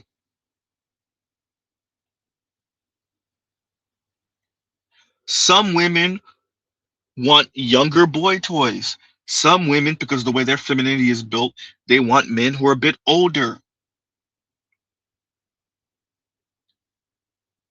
But single women with access, influence, or just white, oops, they want to have fun too. Huh?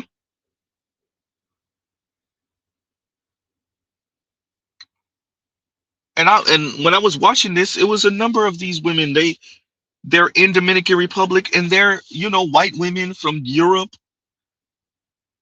And the way they framed it, right? The documentary made it. They showed the young men who are preying on these women, so they framed it, and then they showed the women who are going out looking for this type of dynamic.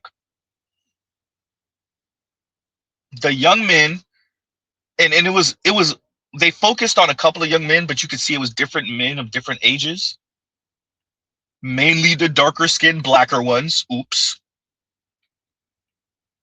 Huh? Me no black. And they showed a bunch of white women from Europe, from France, from Germany, etc. And either they were with it, some of them were not. Some of them would come back into town, go back to the Dominican Republic, live with the dude for a little bit. Some of them were chipping off the dude even when they weren't in the country. When they were back in Europe, they would still be sending money. Some of them were trying to figure out how to fly the guy out. Right? Fly him back home. Yeah. It's real. Women are human beings, everyone. Some ladies, they can't wait until they get stable, they get their little money up, and then they want to be free. And what freedom look like is having a little boy toy in the Dominican Republic. If she don't got that type of money, maybe having a little boy toy at work. One of the young guys in the file room. The early 20-something-year-old. She's 43, 44, 45, 38 years old. She got a little, 21, 22, 23-year-old boy toy that work in the mail room, that work in the file room. Huh?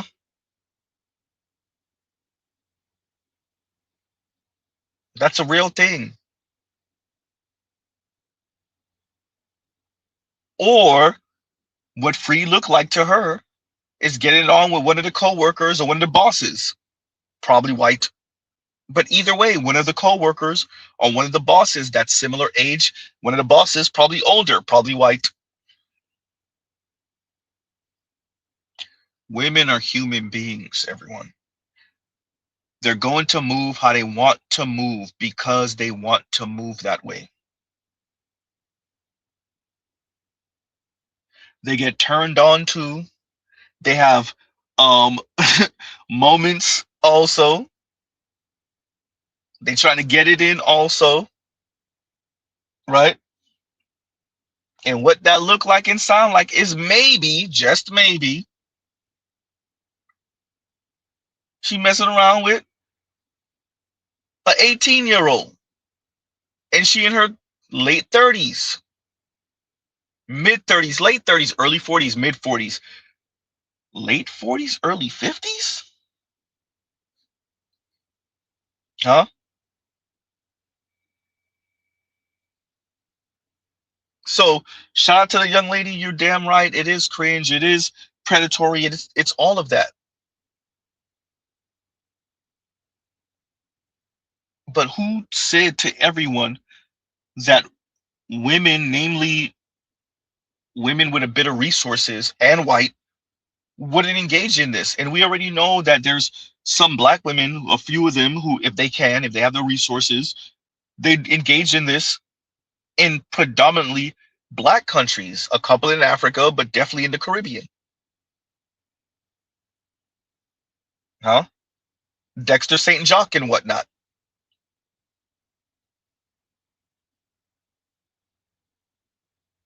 Of course, it's to be expected.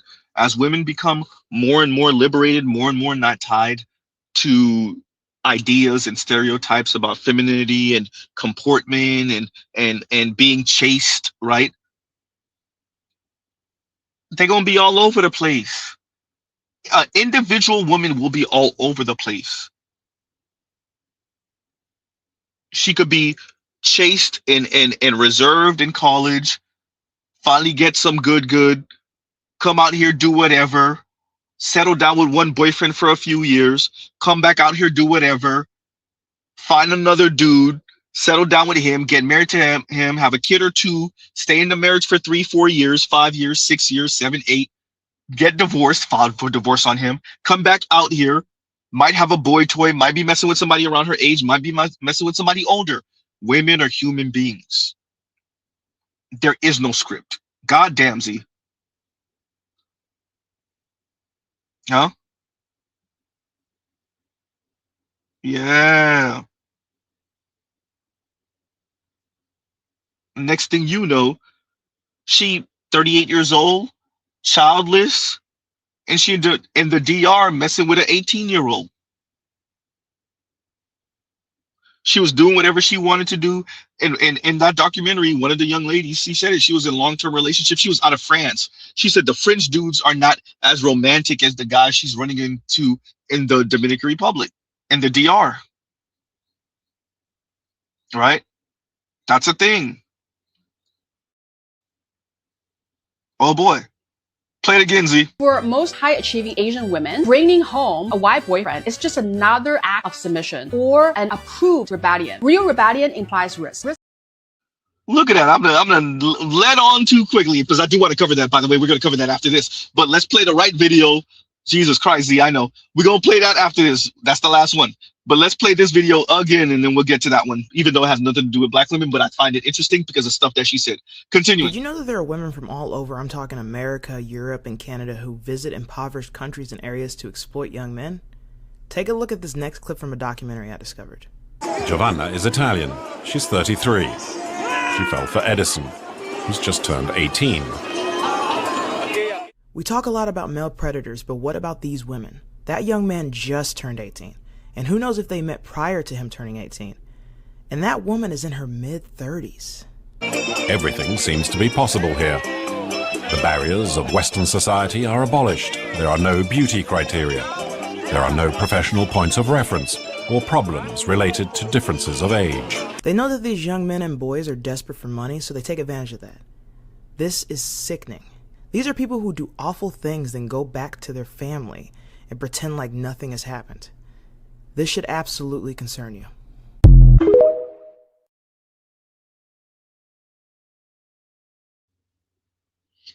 This is women playing in the gray, right? Have we really stigmatized women and very young men? I know we look at men in this society and increasingly kind of cringe. We understand that it's a bit more acceptable for age gap, but then you have a whole different part of the society that sees that as predatory. Do we see older women with younger men as predatory? Okay, what about when the younger men are from out the country? These are European white women in the Dominican Republic messing around with and dealing with young black Afro-Latino, I know black men.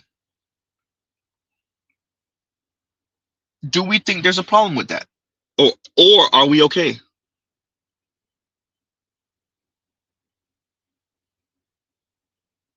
Huh? Are we going to stigmatize that?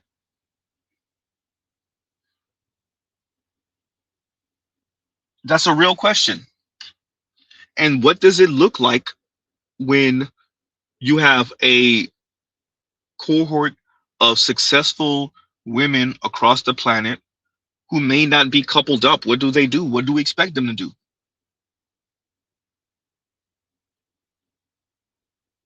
What about if they just one day itch scratch and want the boyfriend experience? Should there be an age limit to that? No? Do we have a problem with the passport girlies? Huh? Vince's cougar predators, hysterical. Right. Do we have a problem with the passport girlies? That's a real question. And how do we express to the ladies, look, you can't be moving like this. And whatever you tell yourself about how it's okay, But are we not okay with it?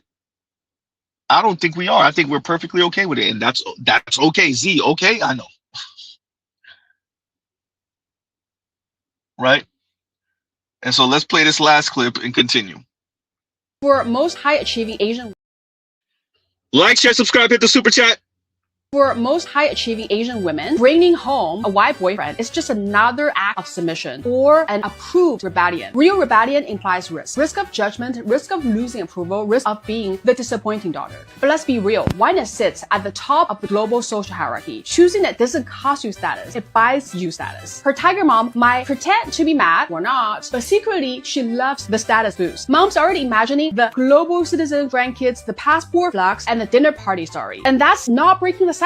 That's trading one hierarchy for another. She's swapping Asian patriarchy for Western hegemony. She's not a rebel. She's just climbing the corporate ladder in her bedroom. Rebel love rule number 9. If your rebellion comes with a safety net and a status boost, you are still playing the obedient daughter role. Have you ever dated somebody primarily because the story looked good? I'm Crystal, your favorite Asian rebel. Follow for Rebel Rules Love Edition series. Z, you gonna end this out with an Asian lady? I'm just saying the Asian lady told you that these Asian women are encouraged to end up with these white dudes because their white dudes produce global citizen children, etc., etc., etc. It's a come up.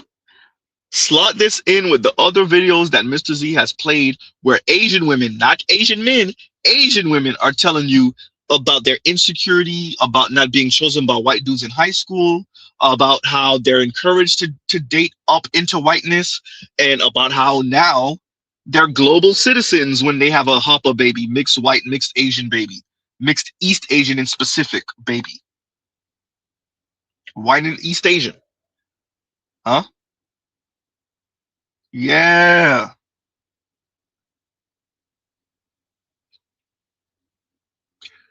We have the uncomfortable conversations on Mr. Z's channel. Mainstream society doesn't want to touch this with a 5-foot pole. Pause. And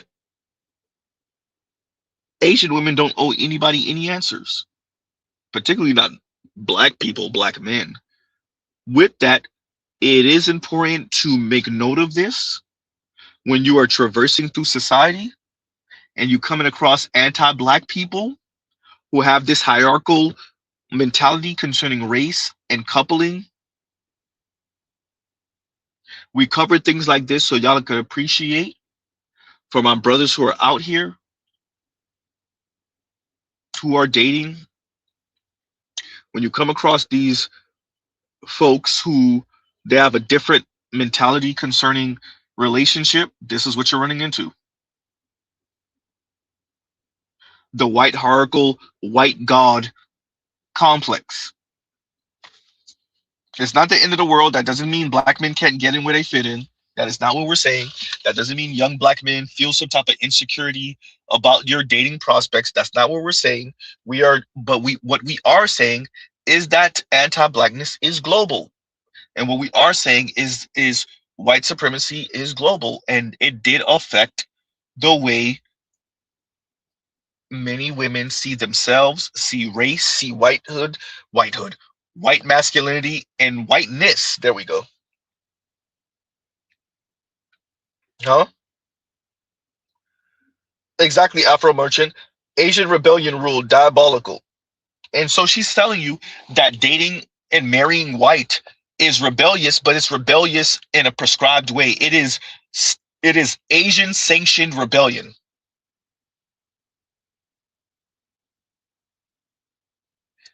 And if that's sanctioned, if you could rebel from being with the Asian man with being with the white man, and that's kind of seen as all right. I mean, you didn't end up with the fellow Asian, but okay, fine. Then what does it mean to be with a black man? Ooh. Right? And KMS says, I think to the previous video, but KMS says, female nature is amoral and women are just its conduit. Don't believe me? Give the power and or entitlements. Give them power and or entitlements. Hashtag I do what I want. I do what I want. And did yeah, I took that off. I had that Cartman, but I took it off. I took it off. Right? I deleted it. And thank you for the super chat, KMS. Thank you for the super chat. And that is what they're saying. Right? That is what the ladies are saying. Through action, across the board, not just black women. That's not just a black woman thing. And to be fair, the ladies don't owe us not doing what they want. They don't owe us not doing what they want. But there is a cost. Right? Because the men don't owe the ladies consideration. Huh? Continuing. For most high achieving Asian women, bringing home a white boyfriend is just another act of submission or an approved rebellion. Real rebellion implies risk. Risk of judgment, risk of losing approval, risk of being the disappointing daughter. But let's be real, whiteness sits at the top of the global social hierarchy. Choosing it doesn't cost you status, it buys you status. Her tiger mom might pretend to be mad or not, but secretly she loves the status boost. Mom's already imagining the global citizen grandkids, the passport flags, and the dinner party story. And that's not breaking the cycle. That's trading one hierarchy for another. She said the passport flex. Don't miss it. She said the passport flex. Continue. Let's play it again. For most high achieving Asian women, bringing home a white boyfriend is just another act of submission or an approved rebellion. Real rebellion implies risk. Risk of judgment, risk of losing approval, risk of being the disappointing daughter. But let's be real, whiteness sits at the top of the global social hierarchy. Choosing it doesn't cost you status, it buys you status. Her tiger mom might pretend to be mad or not, but secretly she loves the status boost. Mom's already imagining the global citizen grandkids, the passport flags, and the dinner party story. And that's not breaking the cycle. That's the passport flex. And what she said, I missed that again. Z, how many times are you going to play this? I know. For most high achieving Asian women, bringing home a white boyfriend is just another act of submission or an approved rebellion. Real rebellion implies risk. Risk of judgment, risk of losing approval, risk of being the disappointing daughter. But let's be real, whiteness sits at the top of the global social hierarchy. Choosing it doesn't cost you status, it buys you status. Her tiger mom might pretend to be mad or not, but secretly she loves the status boost. Mom's already imagining the global citizen grandkids, the passport flags, and the dinner party story. And that's not breaking the cycle. That's the trading dinner one party hierarchy stories for another. She's swapping Asian patriarchy for Western hegemony. She's not a rebel. She's just climbing. That is important. Swapping Asian patriarchy for what? European hegemony? Hypergamy, she said hypergamy. Well, she said white hypergamy or European hypergamy or Caucasian hypergamy. Either way, you saw that is a genius statement right there. That tells you a lot of how that thought process goes. Right? That tells you a lot about how that thought process goes. You're swapping Asian patriarchy for white hypergamy. Oh, Western hypergamy. She said Western. Thank you. Either way, we know what Western means. Thank you for that, Starman. Especially she said Western. We know what Western means. She essentially said the same thing. Swapping Asian patriarchy.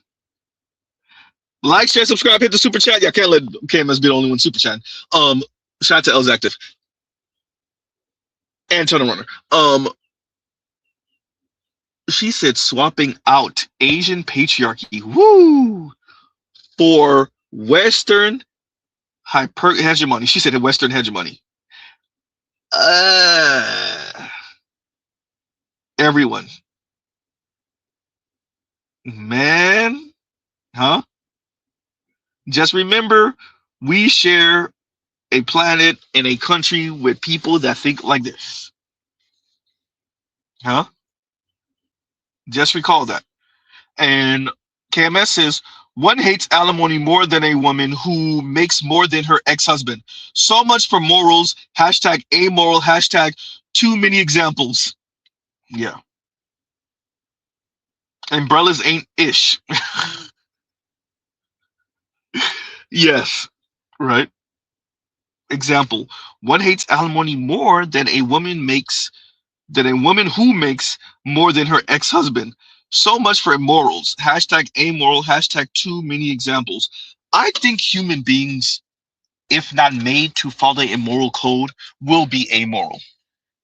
I think the difference between men and women is the things we do are so visceral and could cause permanent harm or death that it causes us to reevaluate our amorality. I think women get to be amoral in a way that harms and hurts, but that may not cause as much physical damage. May not. Heavy on the may. So think of a woman. Okay, perfect. Think of a woman who has stepchildren she doesn't like, so she says little messed up things to them and creates in them a complex, right? Think of a teacher, a female teacher, who doesn't like males or men, and so she's harsh to her male students, right? Stuff like that. I think human beings, if not made to be moral, will fall back on amorality. And I think systems are what you use. Wisdom, religion, and faith, right? You socialize folks to be moral.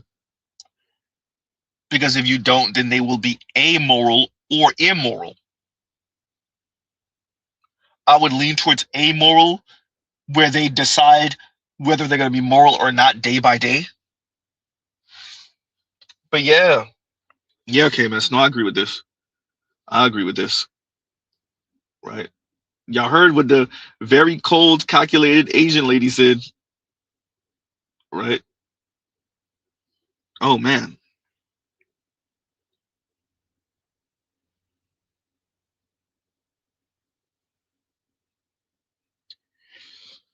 And Adam says, Z, there is a movie called, air quotes, Slanted, that calls this out like an Asian Get Out. Okay, I'll check it out.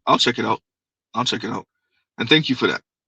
And once again, Adam says, Z, there's a movie called Slanted that calls this out like an Asian version of Get Out. I get what you're saying, like an Asian Get Out. The movie Get Out. And KMS says, men equal breaking, women equal rotting, concerning impact. Yeah. Yep. Yeah, Pastor OG. Yep. One of everybody's favorite lines. And thank you for the super chat, KMS. Thank you for the super chat. Exactly, Pastor OG. Think of a man and remove reason and accountability. Jack Nicholson, as good as it gets. Yep. Right. Absolutely. Right. And so let's I'll put the link down for you guys, whoever want to come up and discuss the videos and want to make reference to any of the videos and want to speak on any, right? Sorry for the hectic background. It's gonna get a little hectic in a little bit. Again, I'm bringing it all up because I'm not gonna be able to stream for too long today. The panel discussion won't be too long, so I'm bringing y'all up just in case anybody want to say anything. And there's a link for everybody, so there you go. I think I put that link in there. Yes, I did. Like, share, subscribe, hit the super chat again. And the Arena Revised says, good morning for the collection plate. And thank you, the Arena Revised. Thank you, sir. You are a scholar and a gentleman. Right. And so, yeah, no, hey, I played a couple of videos. Thank you, Let's Go, once again, for finding that video of the mother speaking about her daughter. Right. That man, that really hit. And I'm, like I said, I found it a while ago, but it kind of ran from me. And yeah, so that's yeah.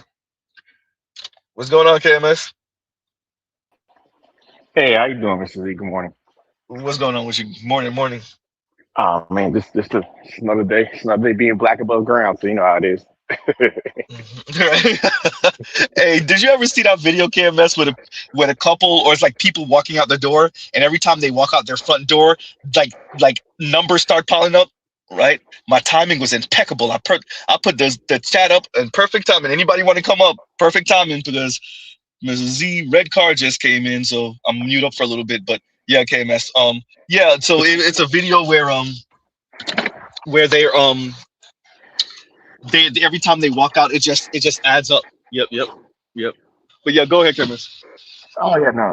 Once again, thank you for having me up. It's just, and I understand as a parent, I understand that lady's concern as far as her daughter, you know, and the language she used as opposed to, hey, my daughter can't find this person, this, that, and third. I don't like the pejorative language she's using as far as it being disgusting that black boys have options. I mean, she is still talking about children. But that being said, though, I mean, she is talking about children. And did she ever think to think of, did she ever look 3, 4 seconds ahead of her and ask, hey, why do black boys feel this way? I mean, you look at it from two venues. One, you're now in an open system where they do have options and they can make compare and contrast thing measures from that. And then also you have the second order effect of that is, you know, black boys have mothers, sisters, daughters. And we will say that black women, for as long as I can remember, took pride in being disagreeable, cantankerous, and hostile, and confrontational. So you have a boy being raised around girls or females who at best are confrontational, at worst combative. And then they're in an open system where they can be exposed to women who are not that covertly, women's nature is women's nature. So it's kind of hard for me to really feel bad for black women lamenting about this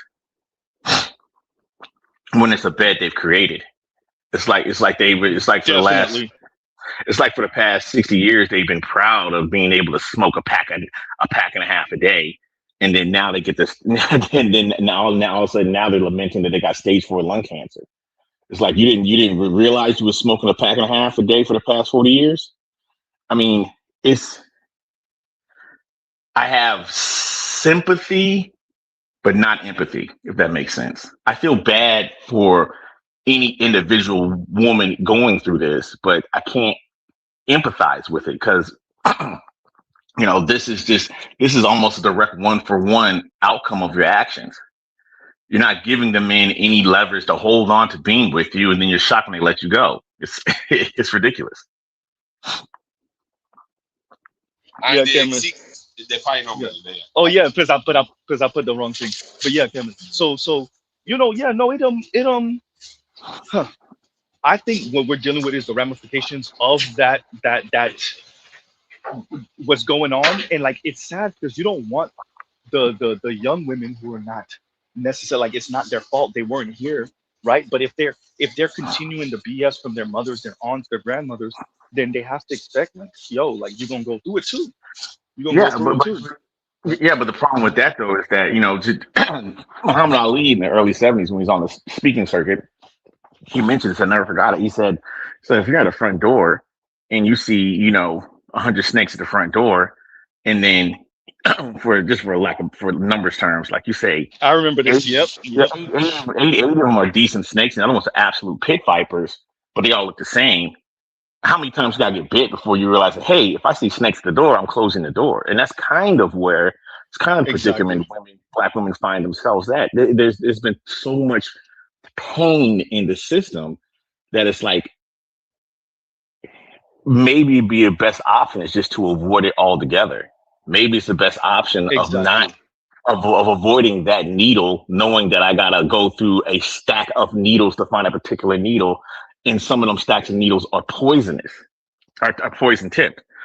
So that's kind of the situation. That's kind of the situation they find themselves in, and it's disheartening.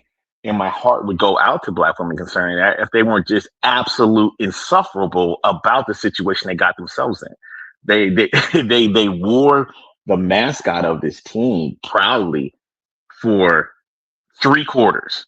They're now in the 4th quarter. They look up at the scoreboard for the first time, only to see that they're down by 7 touchdowns. And now they're like, oh, why are we down by 7 touchdowns? Well, you weren't watching the game. I mean, apparently not. I mean, you were definitely cheerleading though. You were cheerleading your ass off. You was a great mascot for this nonsense. Now you're down 7 touchdowns. It's late in the fourth quarter. It's to the point to where the other team, they're not really even running offense no more. They're just running the ball to run out the clock. That's where they're at. Hey, KMS. Sure. What's going on, Pastor OG? Hey, what's going on? What's going on, guys? What's up, fellas?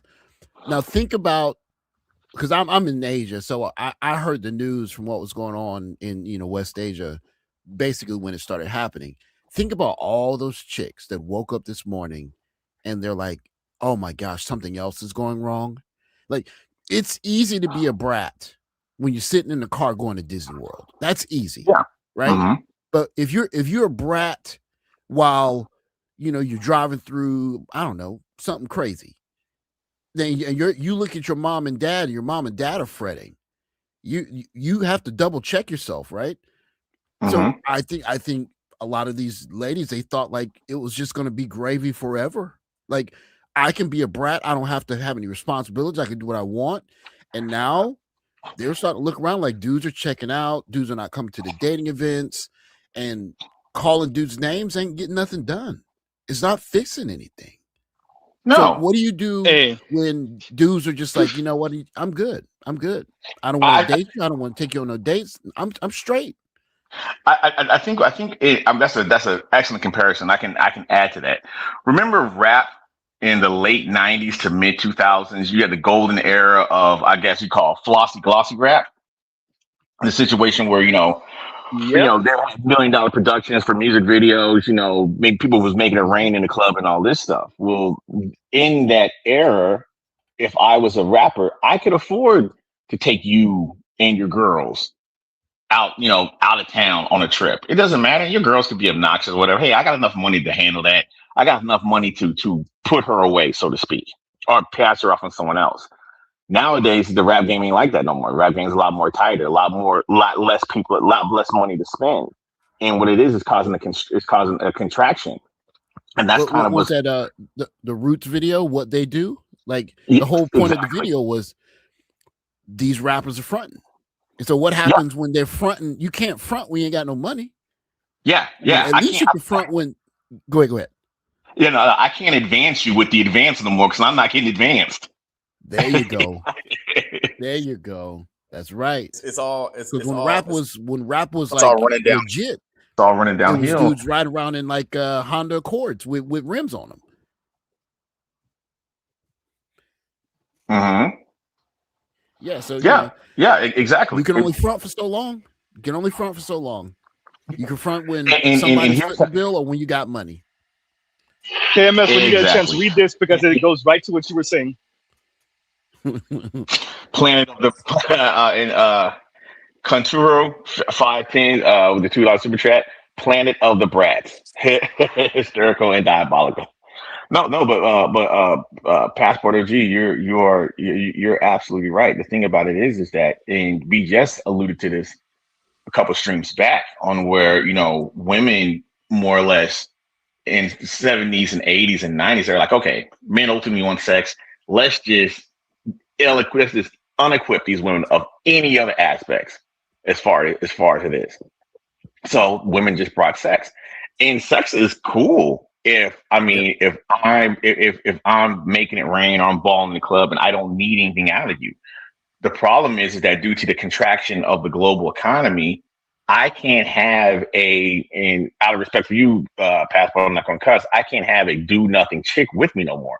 She got to be able to do something, and just dropping them draws ain't enough. Well, dude, you have a kid. How freaking expensive are kids, dude? It's insane. I mean, dude, man, tennis lessons alone are raking me over the coals, dude. Like, a woman like playing games like, I might be pregnant with your kid. I'm not. Like, dude, I'm straight. No, I don't even want to play. Like, it costs too much money. Yeah, I mean, no, I'm me and my wife are talking about it. And back in the day, in my 20s, I used to be body beautiful. I was a legit good looking dude, But now I'm in my mid 40s, and I'm paunchy and all this stuff. My wife was like, if we need to get a kid, if we need to get a car for this kid, man, you're gonna have to get back in shape, go back in them streets and make it happen. Because that's how expensive these kids are. Hey man, And, a kid is $350,000. Come on, man. Come on. That's these chicks are wondering why dudes ain't coming to the clubs. Like, hey, you're not gonna hang $350,000 over my head for 15 minutes. Like, come on, man. You're not talking about the microtransactions as well either. So and penalties and everything else. So it's definitely it's definitely a chip. Also, Passport, I just want to tell you is early Mr. Stream's channel, or Mr. Z's channel, I was talking about, my son, going through his progressions as far as dealing with women of his race and his culture. And the thing about him being 15 and going to Japan, well, we're actually going to Tokyo next week for 10 days.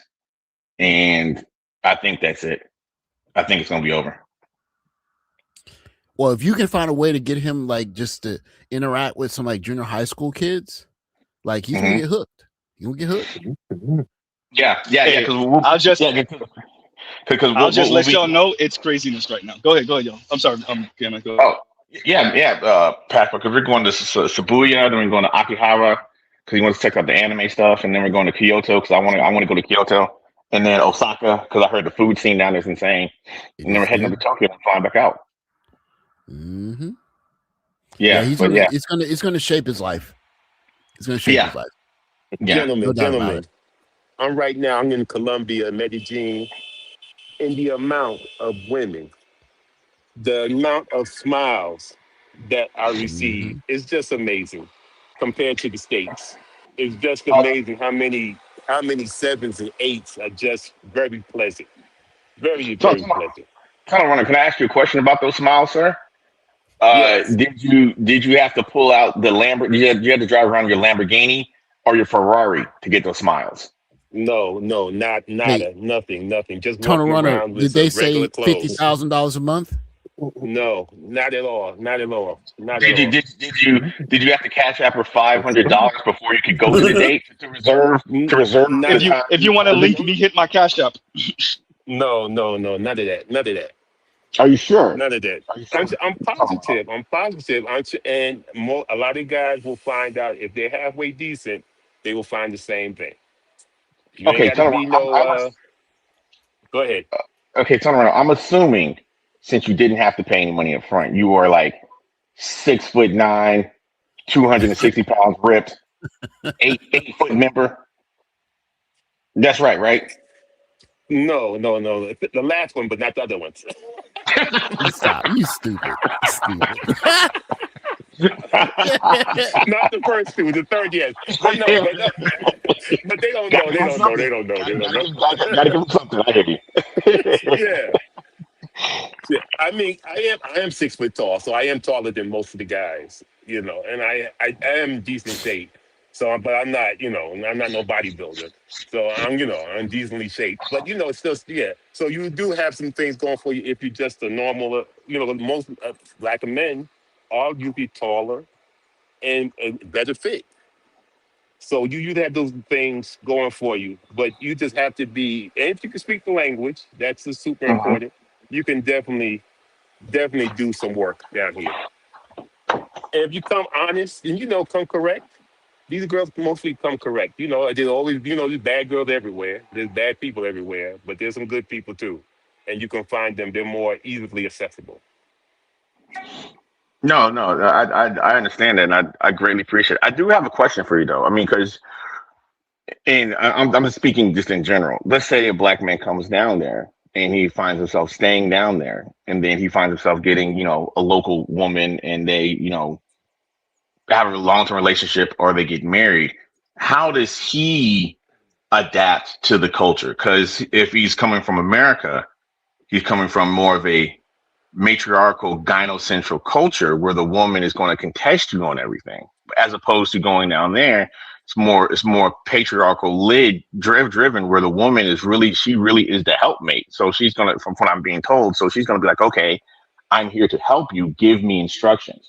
How much of a culture shock would that be for a black man going down there, knowing that he's been impacted by the gynocracy as well, and he has to make calibrations. How have you seen that? Has that transformation happened for you, and how have you seen that impact others? Yes. I mean, I this is what used to be, pretty much like what used to happen maybe 30, 40 years ago. The women expect you to be the man, and they expect to be women. So it's some classic stuff that used to go on that has changed. So you have to change your mindset, as because these women expect you to be a man, and you have to be that man and do what men do, and they do what women supposed to do. So that old contract still lives here, that has gone in America, you know. Oh, I'll tell you this about Japanese chicks, and this is probably something that your son might. I mean, he's not going to have to know it when he comes, but like I dealt with just like why is she waiting for me to decide everything? Because the way we're socialized, like what are we going to eat for dinner? Where are we going to go? Like what are we going to do today? Like be comfortable with just deciding everything and deciding some stuff that she don't want to do, and she'll learn to like it. Like that was something that I had to kind of get used to, right? Like I was not used to that coming from America. Yeah, that's true. That's true. Because the same thing is like my wife has, when we go, American girls, they want to, where we going? They want to know, they want to have a decision. They want to be, my wife wants to go wherever I want to go. Hey, she don't have, she's just happy to be there with me. I make the decision and she's going and she's happy. Okay. Then let me ask. Okay, so just for clarity for both of you gentlemen, once again, thank you so much for sharing this with us and people who'll be hearing this in the future. So what you guys are both telling me is that one of the biggest obstacles for Black men going overseas and staying overseas and getting into a long-term relationship is that you're going to have to be comfortable with that woman being uncomfortable at times, which is almost absolutely the polar opposite of our Badass experiences. backwards.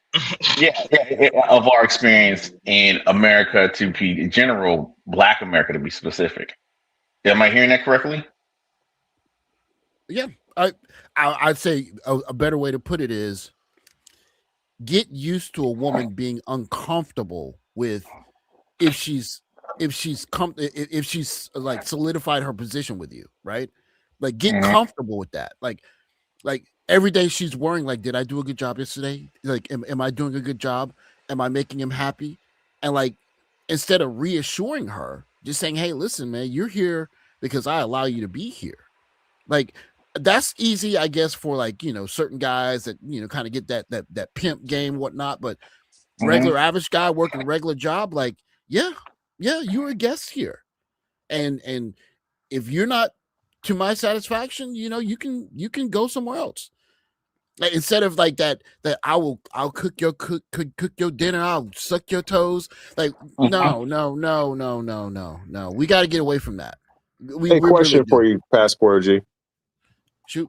Question for you. So, is it more a matter of and good morning, gentlemen. Is it more a matter of them of you sort of doing are you saying that with your words, or it's more your actions, sort of like Roland would say, demonstrate, not explicate. So she kind of has an implicit understanding based on how you carry yourself that she's a guest.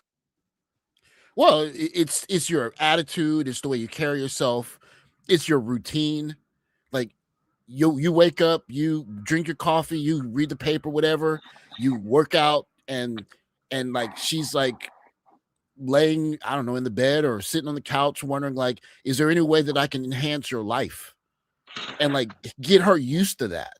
Because like we're really apologetic about the fact that we're busy, got stuff to do. Because American women will tell you, like, I gotta work a job too, and you're supposed to do something for me. So we gotta reassure her, like, I'm trying to make sure that you're happy. Like, look, man, scratch all that. Like, I got a routine, I got stuff to do. Like, if you're gonna help me out, you can help me out here, here, and here. And if you can't do that, then you need to think about if you really want to be here or not. Like, that's a way of not being apologetic about it, but that's a big lesson for us to learn. Man, you just made me think of that old Isley Brothers song, I Got Work to Do. That's true.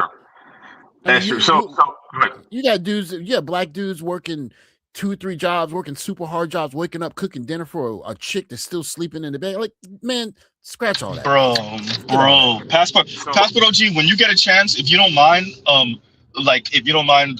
having a private conversation with me, biz, bro. Yeah, so Yeah, if you don't mind, put it, or I have your email. I'll send you my number through email and whatnot, and we'll chop it up because Okay, so passport OG, just for clarity standpoint.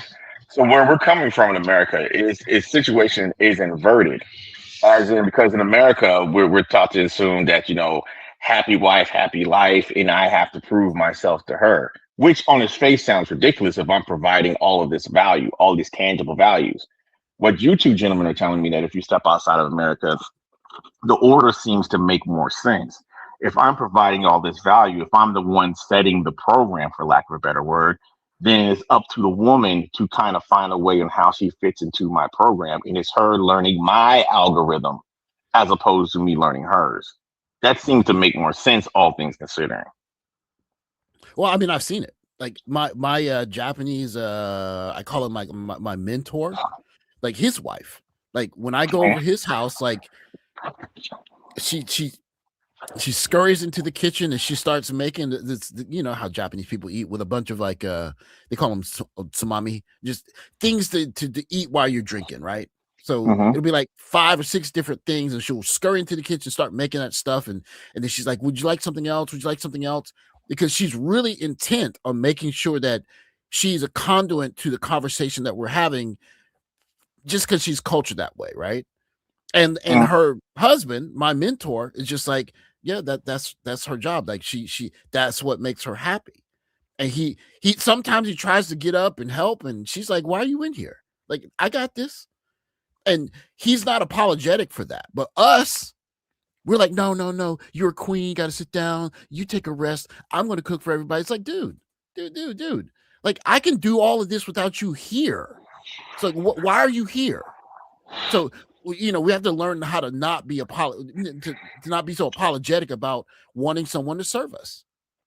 But passport OG, and I'm just being the devil's advocate here, but passport OG, what does the woman get out of this? It just seems like that dude is just existing, and she's just serving him hand and foot. That doesn't seem fair or aligned with anything that I've seen in America. Why does the man get all this preferential treatment? Listen, what does the man do? The Japanese boomers went through some, after that war, they went through some ish, dude. They went through some crap. And like she watched her husband get up at 4 in the morning for 35 years, making sure that they could afford that house. And she appreciates it because otherwise she has to do it, right? And like I think in a way in the space we're kind of cutting edge because guys here have been on this like reassessment journey, and like we can understand like this is what it's going to take to survive and be successful. If you want to be a part of my team, you better be an asset, or you can stay out there in the cold.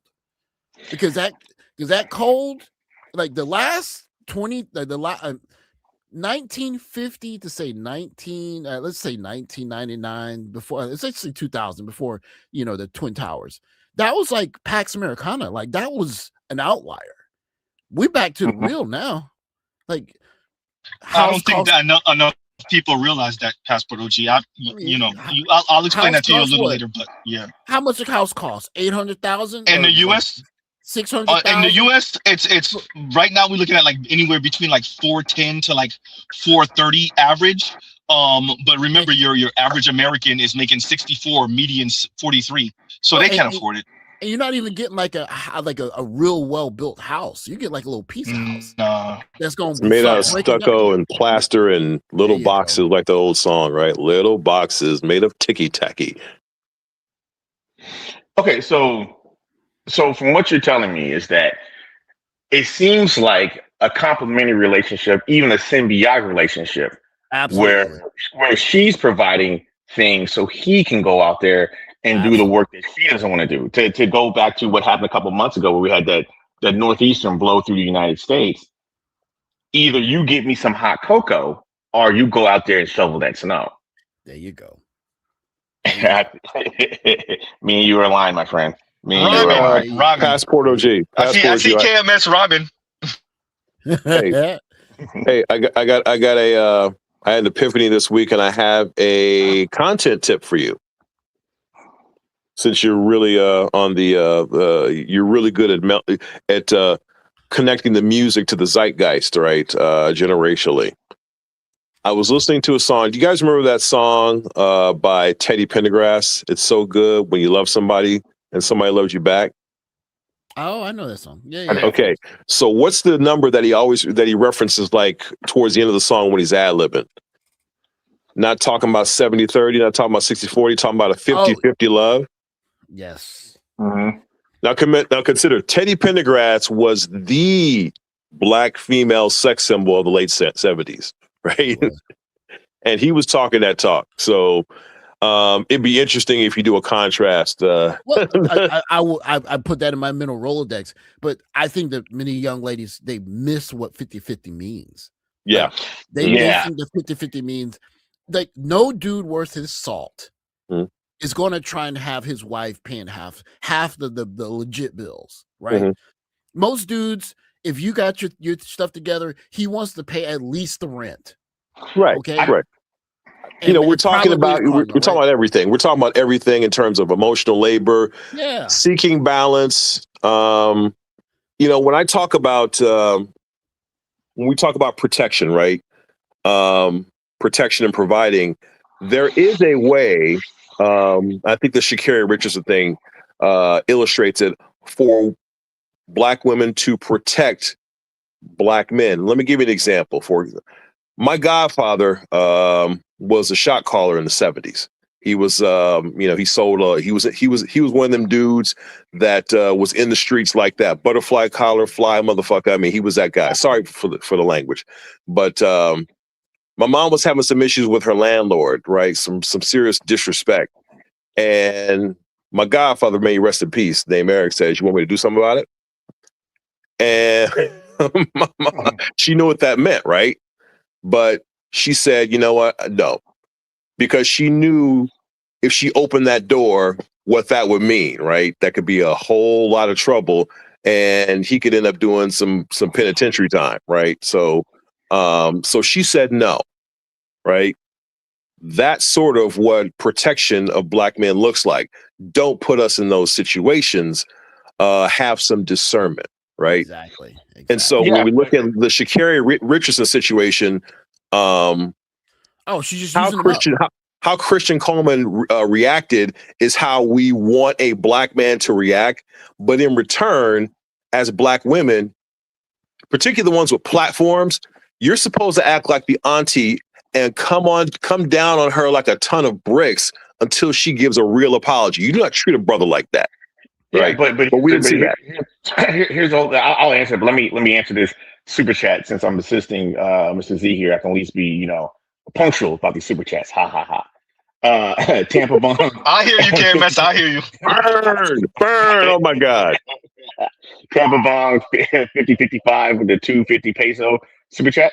I have lived outside the U.S. since 2013 through 2020 in China.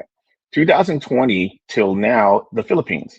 Passport OG story about Asian service is correct. The women here cater. They get stable and love. I would like to speak to that kind of to wrap that up kind of in a bow. Please forgive me, sir, but not Passport OG, but the other gentleman's name. What's your name, sir? What's your tagline? Oh, me, Arena. Okay, Arena. Yeah, no, thank you so much for that. Arena Revised. Arena Revised, got you. I think what it is, and a lot of women have issues with this, is that black women see black men as dogs, attack dogs, as in what they want from us is palliative care. Palliative care is in the present, as in, okay, let's not talk about how I got to the situation. Let's not talk about the future of it. It's right now. It's sort of like zombies running towards a helicopter. I ain't thinking about anything right now, so to get away from the zombies, getting to the helicopter. So in a situation of palliative care where you just want someone just to solve the problem, damn on how they got there, that's how they want black men to act. And that's how black men have acted for, I would say, at least the last couple of decades, because that's how they raised black men to act. Don't forget about how mama got to the situation. Mama's bad, mama down bad right now. You regulate and mount up. And that's what you saw in Shakari Richardson's situation. And then the dude got hemmed up about that. I think black men are now keenly realizing that's due to being in more in the open system where you're getting to see other women and how other women move on a larger scale, that, hey, I don't need to be in a perpetual palliative situation with this chick where all I'm doing is I'm in perpetual crisis mode because this chick is perpetual crisis mode. I can be in a situation where I'm setting up a program, guidelines, and standards that we can abide by collectively. It's sort of like a teacher.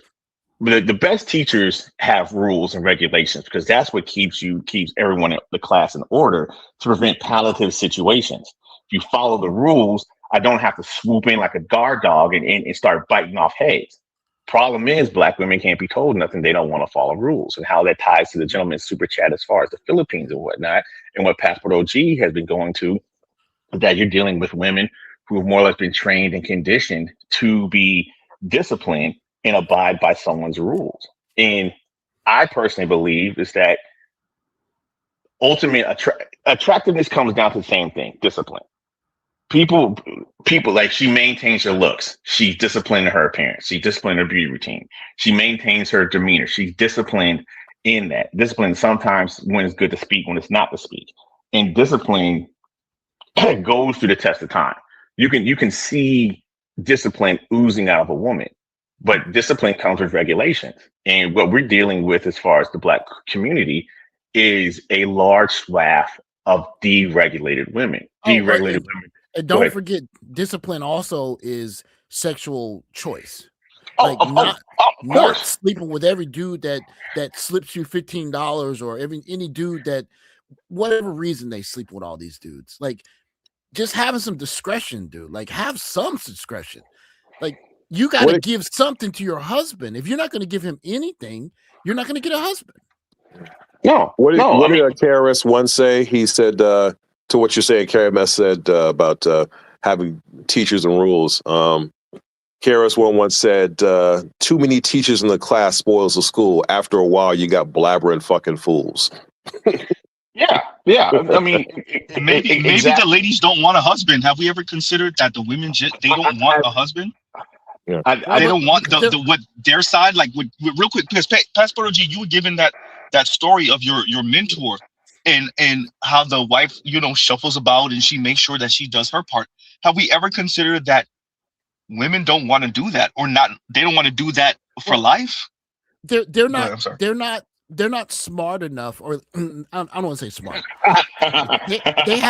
They haven't had enough difficulty in their lives to understand that when the government gets cut off, when you lose your job, when you're sick, when whatever bad thing can happen, the only thing that's going to save you from the harshness of the world is this dude's benevolence. They don't understand that yet. I'm glad. So they're living off the largesse of systems and other people, and it's a luxury belief that they're living with. Oh, dude. Hey, Z, I had a question. Single mothers do not get anything from the government outside of the West. Yeah. Pastor Roger, I just want to say this real quick. Then I gotta go. And then after you got Arena. Yeah. Go ahead. Go ahead, KMS, and then Arena. Go ahead. To your point, Passport OG, there's an axiom going on in the United States, is that men are in love and women are in business. To your point, these women better pray to whatever God they pray to that men don't get into business to. Because as you said, when stuff gets real and when it comes down to person running from the zombies and running to the helicopter, the only thing that's going to grab my woman's arm to make sure she get on that helicopter with me is if I love her. Because if I'm in business, I just hit her kneecap and keep it pushing. And I also want to say, Passport OG, that I want to give you your flowers, man. You are doing the Lord's work. When I'm not laughing at how you're segueing 90s and 80s hip hop and themes into your And commercials of all things. and commercials And Rick into your shorts. Springfield. Yeah. Into your shorts. I'm jotting down notes. You are an absolute gem. You are producing a masterclass in content, and the only thing I wish more people knew about your channel and everything you do. So I just want to give you kudos, sir. Well, Thank you for allowing me to share I this appreciate that with you. Well, I'll say this before you jump off. The reason why I rock with Dr. Tierson Johnson is when he started talking, him and BGS start talking about that emotional labor, it clicks. Because like, like when you have a chick and she has a bad day or something's up, and like you could kiss her on the forehead, baby, tell me all about it. And you sit there, you I don't know, you just zone out for 10 minutes while she just blah, blah, blah, blah, blah, blah, blah, blah, and you care enough to just pretend like you're listening. What happens when women in mass don't get that anymore? I think that's what all this drivel on social media is. It's like these chicks are like, go ahead. I was how many black boys do emotional labor for decades for their mothers? Oh, dude. And their sisters. Dude. My goodness. Okay. But Z, I want to tie something together before Karen Mess jumps off. I'm surprised you didn't really catch this, but you remember when Shakira was essentially accusing Christian of not doing anything while the cops set upon her, or along those lines. Now, when you look at the second encounter when he gets arrested for stepping to the cops, that ties in to that video that you play a lot. And I thought to myself, well, damn, he was using his muscles and his listening ears and trying to carry out instructions, and look where it got him. Exactly. That's what it does. Exactly. That's what the dog is supposed to do. Yep. The dog is supposed to attack, then the dog is put down. He learned, right? He learned a lesson he didn't think he was going to learn, but good boy. That's a good one. But the dog owner, if you want to use that analogy, is supposed to care about the well-being of the dog. It's not supposed to use. But I'm not a good owner. Now let's get another dog. Oh, well. Yeah, let me play the video real quick. Always going to be another dog. Yeah, they always think there's going to be another dog. Go ahead. I'm sorry. Ain't no more dogs. Ain't no more dogs. You're right. and the Arena Revised, for all of you who haven't watched it, I don't know how you haven't seen it if you've been on my channel for I don't know ever. Here goes the video that the Arena Revised was referencing. What if black women were supposed to be the leaders and black men are just supposed to protect with their muscles and use their listening ears and carry out instructions? And with that, I'll circle back to the absolute ridiculous of that woman that you started the stream with, about her lamenting on why black men are choosing different. How can they not? She was saying black boys, but she's speaking about her 14-year-old daughter. Yeah. As in that black boy does not have a black mother or black aunt or black sisters. Or I mean, in less. And I'll be honest, as a parent, I mean, I know. But as a parent, I know my children from my perspective, but I don't know who they are at school. Not until I find out. Not until I find out. So I mean, I think she's speaking from a defensive mechanism of ignorance about not only how her daughter got into this particular predicament. No fault of her own. I'm not accusing the daughter. But just from how she had this predicament from more or less an ethnic image of black women. But that being said, man, but KMS, we're magical misogynistic Negroes. I thought you knew. It just you're absolutely right. We are all powerful, yet also oppressed. Like we don't run anything except apparently, allegedly, black women. Like we're not as educated than them, but we're able to dupe them at every turn. How is Pookie keep getting these chicks with master's degrees pregnant? It's just something. To me, it's just some kind of conundrum. Where was your intuition when you were spreading your legs? Well, I'll ask a better question. Did that mother ask her daughter if she likes black boys? Come Does on she now. like black boys? Like, or does she expect black boys to just supposed to worship her in an open dating market where the white girls are bringing them chocolates on Valentine's Day? Like, I'll answer as a daughter, and this is me speaking as a parent. Mommy, them boys didn't allow me to tell them no. Yeah. And Pastor OG, if you don't mind reading this, is directed towards you. Can I hit you on Discord for some advice? Oh yeah, of course. Whoa, wait a minute, you have Discord? I do have Discord. I do have. I mean, I'm sorry. I should be on there more, but with the Theo stuff and the studying Chinese and all the other stuff I'm doing, I should be on there more. But yeah, I got Discord. Yeah, for sure. I understand you can't put stuff on there because you're just too busy being awesome. But if you could please just allow us to touch the hem of your garment, sir. That's great. Dude, and KMS, her mother was too busy listening to heeding the advice of Chili. You know, I can get any man I want to. That's actual and factual, right? Boy, yeah, she did. Oh dear. Remember the 90s? Oh man. Is that why you were making $50,000 when you were making no scrubs? Oops, did I say that out loud? But you know what's so wild about the 90s is that you had Whitney Houston, you had Shanice, you had black women singing love songs to black men. Yes. And then it stopped. Mm-hmm. It stopped. And it's gone. And it's like, well, what is love in a late stage? What is love during late stage capitalism? What is love during this kind of gigafied economy? This kind of, like, what is love then? What is love when you're pretty much living through the Mouse Utopia project? What is that? Passport G, I'll tell you when it stopped, right? It sort of stopped. It stopped with Destiny's Child because they came right in with the transactional songs. Bills. The club is popping with players and ballers, and they came right in just full stop. They tried to dial it back a little bit with Cater to You, but that was just placatory. That was just more. But then they came right back with Soldier. So they were that's their that was the zeitgeist. So that's listen, that was a line.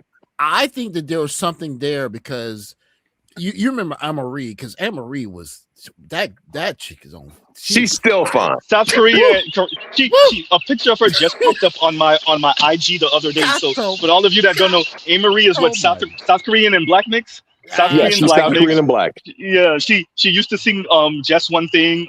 Cute little petite little black Asian mix. She's from Washington D.C. She's from DMV.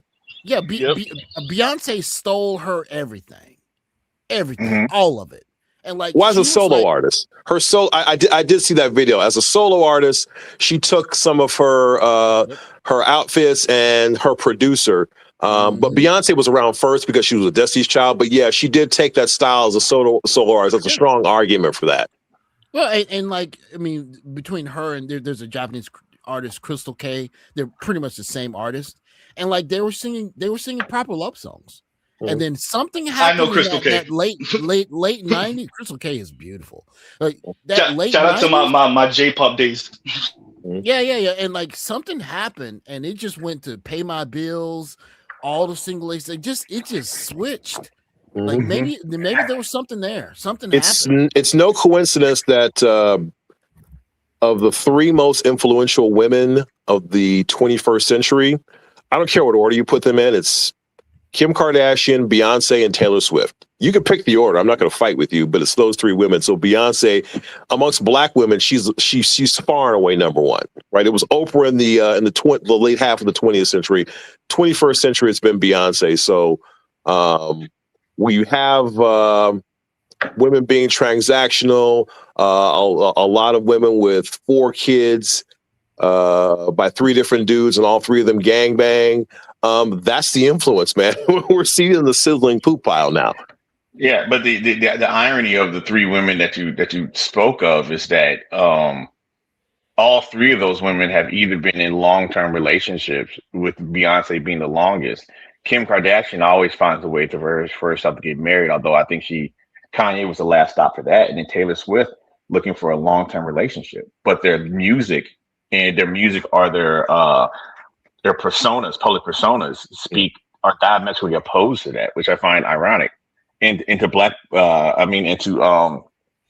Passport OG's stance on, where the transition happened from women singing love songs to women not. I think it's just a natural progression of women just wanting to be men. I mean, I don't understand. I mean, my heart goes out to women just on this one thing. I don't know what it's like to hate being who you are that much, that the only way you see power is to emulate the other gender. I've never woken up and said, man, I wish I could be a woman. They don't want to be men. They don't want to be average men. Babyface got old. Babyface was writing all them and producing all those love songs in the 80s and the 90s. He got old. Oh man, I wish he did. Industrial complex.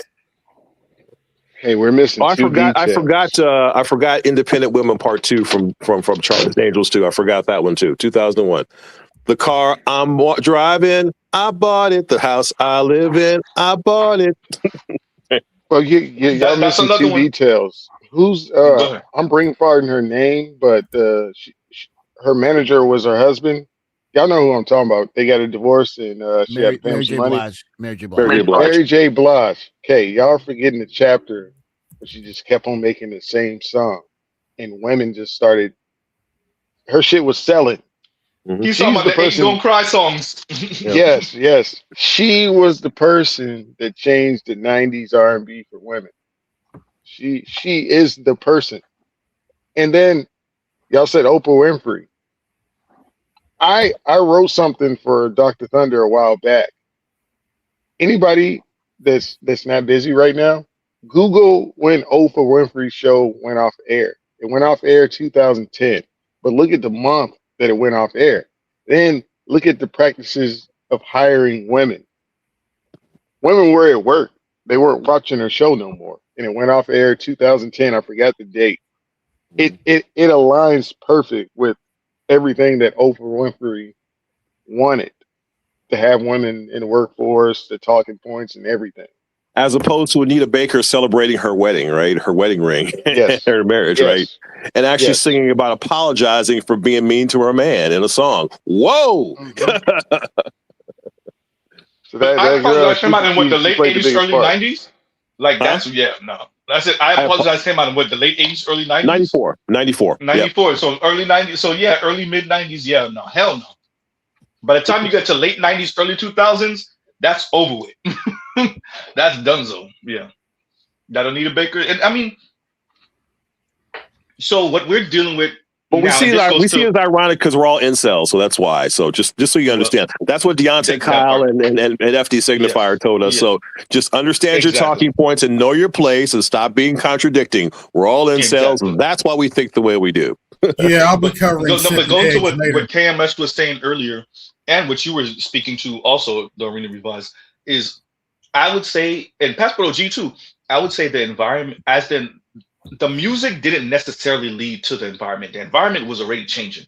You remember, by this time, Xers are what in their 30s, 40s, right? Their 30s, so in late 20s, the environment is changing, and so the music is changing, and that's where Beyonce and them and Destiny's Child, that's where Soldier come in, right? That's where this type of view of relationship come in. By the time you get to millennials, bro, it's fully transactional.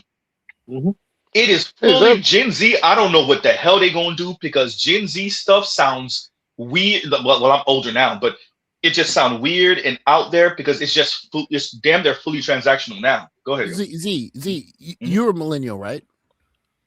Yes. What percentage of millennials do you think have ever slow danced with a woman? Me.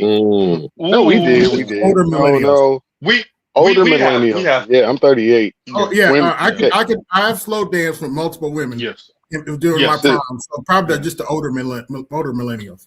I talked about this. Some of it is still dragging on. Some of it is still happening. So for older millennials, did you slow dance? Did you slow dance? Did you slow dance with women at every party that you ever attended? Yeah, there you go. Because every party had a slow for me, dance. For me, no. every party had a slow dance because time, when we right? came up, it was a slow dance time. It was a feature. It was a build up to slow dancing, and slow dancing was about fermenting romance. It was a coupling tool. It was a part. It wasn't a casual kind of thing. It was a coupling inducement. Yeah, I'm an extra, so you're right. You're actually right. These folks together. Yeah, we're gonna get these folks together right now. Yeah, and you know what? And to your point, or what it started. You talked about build up. The DJ assumed over the course of 2 or 3 hours, you would talk to a couple of chicks and you figured out the one you really wanted to holler at. And and you play the slow jams at the end of the night because that's when you're closing the deal. Yeah, this stopped. This stopped. I talked about this before. God damn, Mrs. Z knows what club I used to partially promote. You know, y'all probably saw it on World Star one time with avocados and all type of stuff. But this stopped when we were about 26. So it was after the market crisis, and it was during the period of IG and Facebook when if somebody took a picture, it would automatically tag you in the club. We talked about this like 2 years ago, Z, and Facebook. I remember they would tag you automatically in a picture that you have nothing to do with, and Instagram would do it too. So you end up seeing your girl shaking her ass or dancing with a nigga, or your husband doing some stuff he shouldn't be doing automatically. And that's when, like, IG really shut the club down pretty much. You're talking about the chilling effect of looking weird. Yeah, what's your name? It was IG. Either being what's your name, brother? What's your name, brother? Weird. What's your name, brother? Leon. It's Leon. Hey, Leon. Hey, so for those of you brothers, man, Leon, the Dumper does a full hour on that. He talks about the shift in the club where, because it also shows, to your point, that there's a time where that was around the time where women stopped dancing on men and they started dancing on women. Right. Well, no, the women thing. But they stopped freaking on men because it was on social media because everybody had a camera and everything was getting tagged. And to your point, that's exactly what happened. So yeah. And I want to say the women started dancing. Okay, I'm 38 now, so that started when I was 28. That's like it had to be 2016 or 17 when you started seeing that more on IG. And literally, if I'm not gonna say the club I was a part of, but y'all saw it on World Star. They had eggplants, they had cucumbers, they had a lot of stuff, and everybody knows I stay in Central Texas. You know what I'm saying? Right. And after, I'm talking about aunties saw it, grandma saw it, grandpa saw it, nieces, nephews, everybody saw that shit. Hey Leon, around the world. Leon. At your club, did the it's not my club. It's not mine. It's not mine. The one you promoted. The ones you promoted. Did there ever have some of y'all who are millennials remember this dude? Did they ever have any Carol was here parties? The champagne facial dude, pouring champagne on girls' booties and stuff, right? And it would just all go viral, right? I don't know if we had that. We had something close to that when Bucci and Claus came down, but yeah, for those of you who don't know, there was a dude that just like he blew up by just, he would pour champagne on chicks' face and take pictures of it that looked like, nut shots, right? And that was his big thing. He would get the bartender and lay her on the bar and pour it on her booty and all that stuff, man. And he had his own website. But after a while, he started getting too deluged with girls saying, I saw what I did last night. I need you to take it down. So he decided to take his website down in like 2016. Right. So that was around the same time. And so you can go back and see some of those old videos, just I have a macabre fascination. I'm just like, oh yeah, now she's like works for the Department of Defense or something now. And she's got a picture of herself getting the funny thing about what you're saying though is that if you go before social media and you watch House Party and House Party 2, like those are literal documentaries. Like that's the way people used to party. Like if you've been to a pajama jammy jam, like that's what it was like. I Yeah. went to a university pajama jammy jam in 3 years in a row, and like they party, you dance, and then you have a slow jam, and then everybody goes home, and the person that you kind of connect with, you go to Waffle House, whatever, like, and somewhere along the line that stopped. I We guess had maybe circles. social media. We had dance Let me circles, do man. this, y'all. I never. I'm sorry, y'all. I gotta do this because KMS is not here right now, and I'm already messing up with the time. So if somebody doesn't mind reading this from Kotaro, please, before KMS get on me for like, nigga, I jumped off the stream and you're already 20 minutes late with the super chat. So if somebody can read this, please, and thank you. I'll do it. From Kotaro 510. Money for the carpool between the airport incident and the traffic stop. Sha'Carri definitely gave her boyfriend an earful about her first arrest. Yeah. More than an earful, probably a foot in the ass full too. Kotaro Ina. I'm too old. I couldn't deal with Kotaro Ina, okay. Thank you, Passport OG, for finally getting me to get it right. I was never gonna get that right if you didn't say it. I didn't say what's up to Passport OG. I watch your content. Hey, I usually don't comment on it, but I watch it. Did you have the conversation with Jeff? Was that you? Jeff. Yeah, that was no. He didn't have a conversation with Jeff St. James. No. Oh, okay. Wait, you talking about my brother? Leon ain't famous like that. He might be Texas famous. He ain't famous like that. Okay, I saw Leon. Okay, but yeah, salute. Salute for sure. This is the craziest thing. When we get into that time period, I used to go to 6th Street every Thursday. They used to have gigantic clubs in Austin. These clubs started to turn into 4 bars or 4 clubs. So they put walls up. And it's like, now people are more compact in. There are now like just single hookah lounges. Then there's like bar, and there's like a dance area. And it's like the spaces have got more compact. We used to pay like $5 to get in a club in Austin, and it turned into $20. And $5, $10 drinks turned into $20 drinks. And inflation does affect how fun shit can get. Then, but in my opinion, it was IG and Facebook, because there was a period that they automatically tagged people in pictures if it matched your face. And IG, if people remember, it saved everything that you liked. So you could find out anything about anyone you follow because it followed them. If they liked, if they commented on something, and basically women complained and they wanted that feature taken away because it was like, you just found out shit about girls you didn't know. And they took that feature away. Yeah, it kind of reminds me, we're talking about red pill moments, right? And I think KMS or somebody else, you can correct me if I'm wrong, Z, but when somebody said, we're not out here with pamphlets at tables and colleges handing out brochures, right? That's me. That's me actually say that.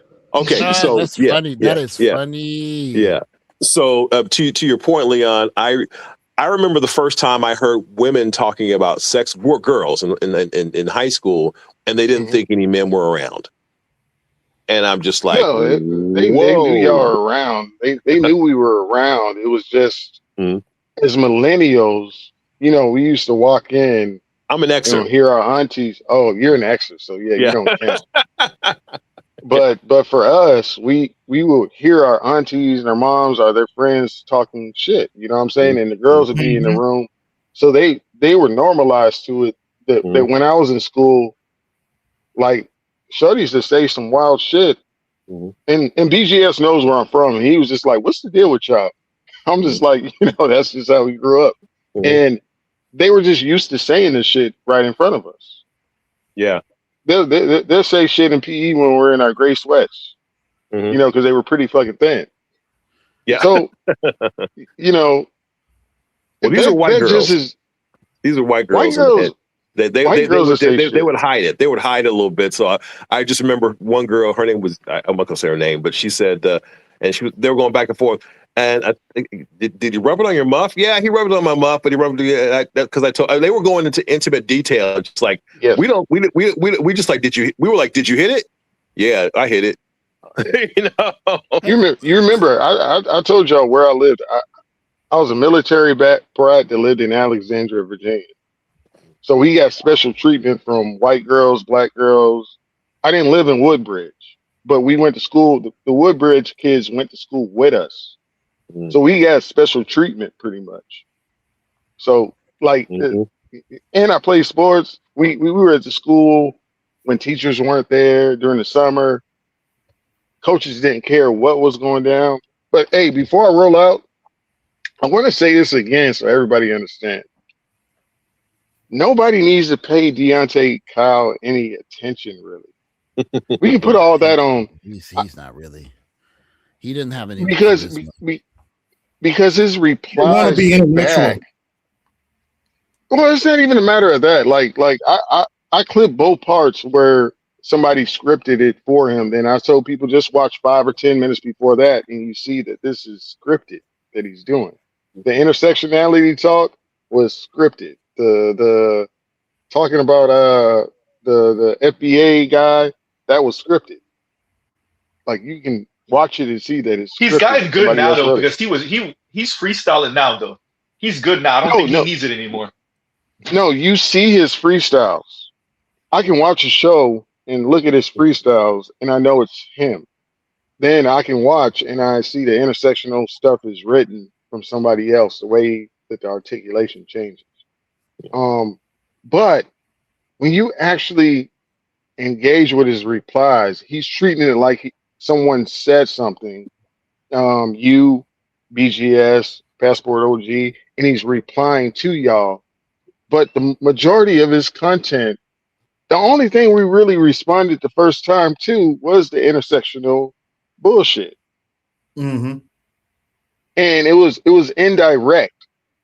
And we responded. And what he did was he responded to BGS, Mr. Z, and someone else. Then he did it again. Then you have Goofy FD up there. Come on. He got ran out of space by Mr. Z. He's trying to form his own Avengers over there. But he's trying. Well, trying. What he's trying to do is guide younger millennials and Zs and even Gen alphas that are middle school. Their parents watch this content. No, their parents do. Yeah. Got him in a what? Got him in a what? Away from us. Away. Mm-hmm. They're playing whack-a-mole now. They're playing whack-a-mole now. Into what? Yes. Though? Into what though? They don't know yet. No, Leon is not like what Leon said is funny, but it's true. They don't know the new dynamic that they're it's just anything other than what they see is like this patriarchal or for black men aspiring patriarchal orientation. So anything away from this, but they're not necessarily, and it's going to be air quotes egalitarian in some way in their mind. That's the word they're going to use. But what we know it is which is what it is now, is some type of default patriarchy by feminist specifications, where you pretty much are paymaster. That's why I keep on spamming that goddamn video, because what it would end up defaulting to is what the young lady said. Black women were supposed to be the leaders, and black men are just supposed to protect with their muscles and use their listening ears and carry out instructions. I'm gonna give you a little bit. I keep on playing that for a reason. Go ahead. Yeah. I'm gonna give you a little bit of pushback. I think they do know, particularly guys like FD. Maybe not a guy like Deontay, because he's not as thoughtful. And you give FD a lot of credit. I do too, for knowing things. He just can't say them. Guys like him know. They're just scared shitless because they can read metrics and they kind of know definitely what they're definitely up against. Hey, Passport OG, I had a thought. Go ahead, Lynn. That was you. Who was that? Just trying to speak. I thought Leon was trying. Let me Well, Let me read yeah, this. Then I'll read it for you, go. Z. And I Okay. want to give a question for Black Guru. So a split Jim Oh wait, says, before you do that, Pastor G, read this. I'm gonna play the two videos because he's saying something. A split Jim is saying something, and then you could go ahead. Wait, go ahead. the black women in Germany is the future of the daughter of the mom complaining about black boys hating black girls. Okay, give me a second. Can the moms of black boys please stop messing it up for my black daughter?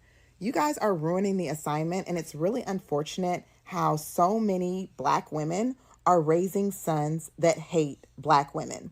There's a TikTok trend that my daughter just sent to me, and it's basically like one slide of a picture of a young black male teenagers, and it says, "You look just like my type" on the first slide, and then the next slide, it lists like the physical attributes that they're looking for in a girl. And the number of these posts that she sent me where black boys are professing that they want a snow bunny, that a snow bunny is their type, is disgusting, disturbing, and honestly very frustrating. I had to go into the full spiel with my 14-year-old daughter of the politics of dating and how some groups decide to date in other groups, not because of a true desire to do so, but because of a lack of desirability within their own group. It's a very, very deep and nuanced conversation, but can we please stop raising black boys that hate black women? Because it starts very young and it's pretty scary. Men in Germany are treated way differently than black women in Germany. Black men are appreciated in Germany. Black men are put in a cultural sense, in a societal sense, you are seen as interesting, whereas black women are seen as lesser. An experience, a novelty in which you can approach voyeuristically, and it's dehumanizing. I was a member at Soho House, and I remember seeing a black man sitting there, and there was all these white women around him glorifying him, gawking at the fact that he was existing. And I think black men need to acknowledge that their lived experience in Germany is disproportional to that of a black woman in Germany. There you guys go. Stop raising your daughters to be a-holes. Stay there. Go ahead, Pastor OG, because he was trying to say something. This one, I wanted to ask this to Black Guru, because like he mentioned who's he mentioned earlier? Babyface. So what other changes did you notice from, because I mean he's seen the whole gambit. Like you saw Shanice go to Adina Howard, you see, like, I don't know, Tevin Campbell go to, I don't know, whatever. You see, like, basically, I mean, there would be no K-pop. Tevin Campbell became Chris Brown saying these souls ain't loyal. Oh, there you go. That's good. That's good. And like there would be no K-pop without New Edition. And like it went from all of that brilliant music to just gangster rap, like get the hose. Like, I'm curious what the timeline that Black Uru saw, because I saw it as a teenager. I didn't see it as an adult. I saw it as an adult too. Well, so. I mentioned, well, I'll be 65 years old in less than a month. So I saw a lot of it from an old adult in some respects perspective. I said, culturally, the music changed fundamentally with the advent of the Chronic album. The Chronic album, I think, totally shifted the musical zeitgeist of Black music in particular, because the Chronic album was like the first hip hop album that was like outselling country and Nirvana and shit. Like literally, it like fundamentally changed the music. It fundamentally changed. Before that we had a lot. We had Tribe Called Quest. We had the Jungle Brothers. It was a lot of artistic and jazz and a lot of very sort of creative elements in hip hop. And when that Chronic album dropped, and it was so dominant, and it brought in Snoop Dogg and those that brought in the gangster personalities. That started a very sort of precipitous drop towards a darkening of music overall, particularly Black music overall. So while you still had, the romantic elements, like I say, Babyface was, Babyface is very much over the Black music romantic influence of 80s and 90s and whatever. And you mentioned Whitney Houston going from the 80s into the 90s, but it just started to darken. So you're going to have you don't have Destiny's Child singing about wanting the soldiers without that Chronic album. That don't happen without that. And that was what, nearly 10 years, I guess, even prior to that, if not more. I don't know. That was 1992.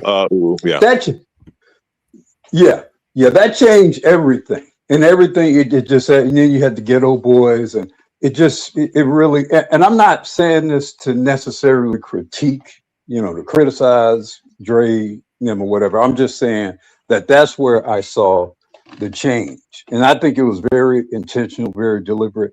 I forget the name of this rap group, very artistic, colorful. What was the song they had? But they had the biggest De La Soul, maybe? selling. No, I think it was a mixed group. I think there were like men and women in the group. They were very sort of colorful and very kind of Arrested Development. Arrested Development. No. Arrested Development. Arrested Development. Arrested Development. They were the biggest thing. They were 92. They were the biggest thing in music just before the Chronic. Yeah. And I think, and this is just me being conspiracy theorist. That's what I thought. I think certain people, some of them wear small hats, saw Arrested Development and said, we can't, if we continue to let that shit happen, it's going to be hard dealing with these Negroes, and they bringing in other people, and it's getting very sort of holistic, and we can't have that shit. And the perfect timing of response to that, in my view, and again, I don't blame them per se, but the perfect response to that or rebuttal to that was that Chronic album. Can I respond? Can I respond to Uru, or did you want to respond first, Passpro G? No, go ahead. So, piggybacking what Uru said, so I turned 18 in 1990, right? So I was 20. I was really outside. I think Uru, I remember him saying that he was in college around the time like the early 80s, right? So he was seeing this sort of from a 10,000 foot view, not necessarily in there with the young people. I'm going to, how the courts say we agree, but for disagreement, but for different reasons. I'm going to kind of agree with Uru, but I'm gonna have a little bit more of a nuanced opinion as for when the change happened, because Kool Moe Dee actually spoke about this, right? I actually think that there were some elements of gangster rap, particularly because gangster rap should read like good Pulp Fiction, like a good Iceberg Slim novel, right? Because there's always been that element to our culture. It just can't be 100% coarse. You can have gangster rappers that are drill rappers that just talk about shooting their ops all the time, and it's just very one-dimensional. And then you can have a guy like DJ Quick in the same period of time, from our time in 92, he's talking that gangster shit and talking about having sex with females, but he also has a song like Just Like Compton, where he laments the expression of our gang culture in LA, where I'm from, spreading out to places like St. Louis, right? And San Antonio, Bloods and Crips and scrapping and shooting. So this is around that same time. So there was an introspection around that time as well. But I think certain parts of gangster rap were necessary. Go ahead. Can I clarify a point? Because I don't want to, and I'm only interrupting you because I think you're not really seeing why I cited the Chronic album. It wasn't because of the content of the album, it was because of the sheer and raw popularity of that album. Well, see, that album was so popular.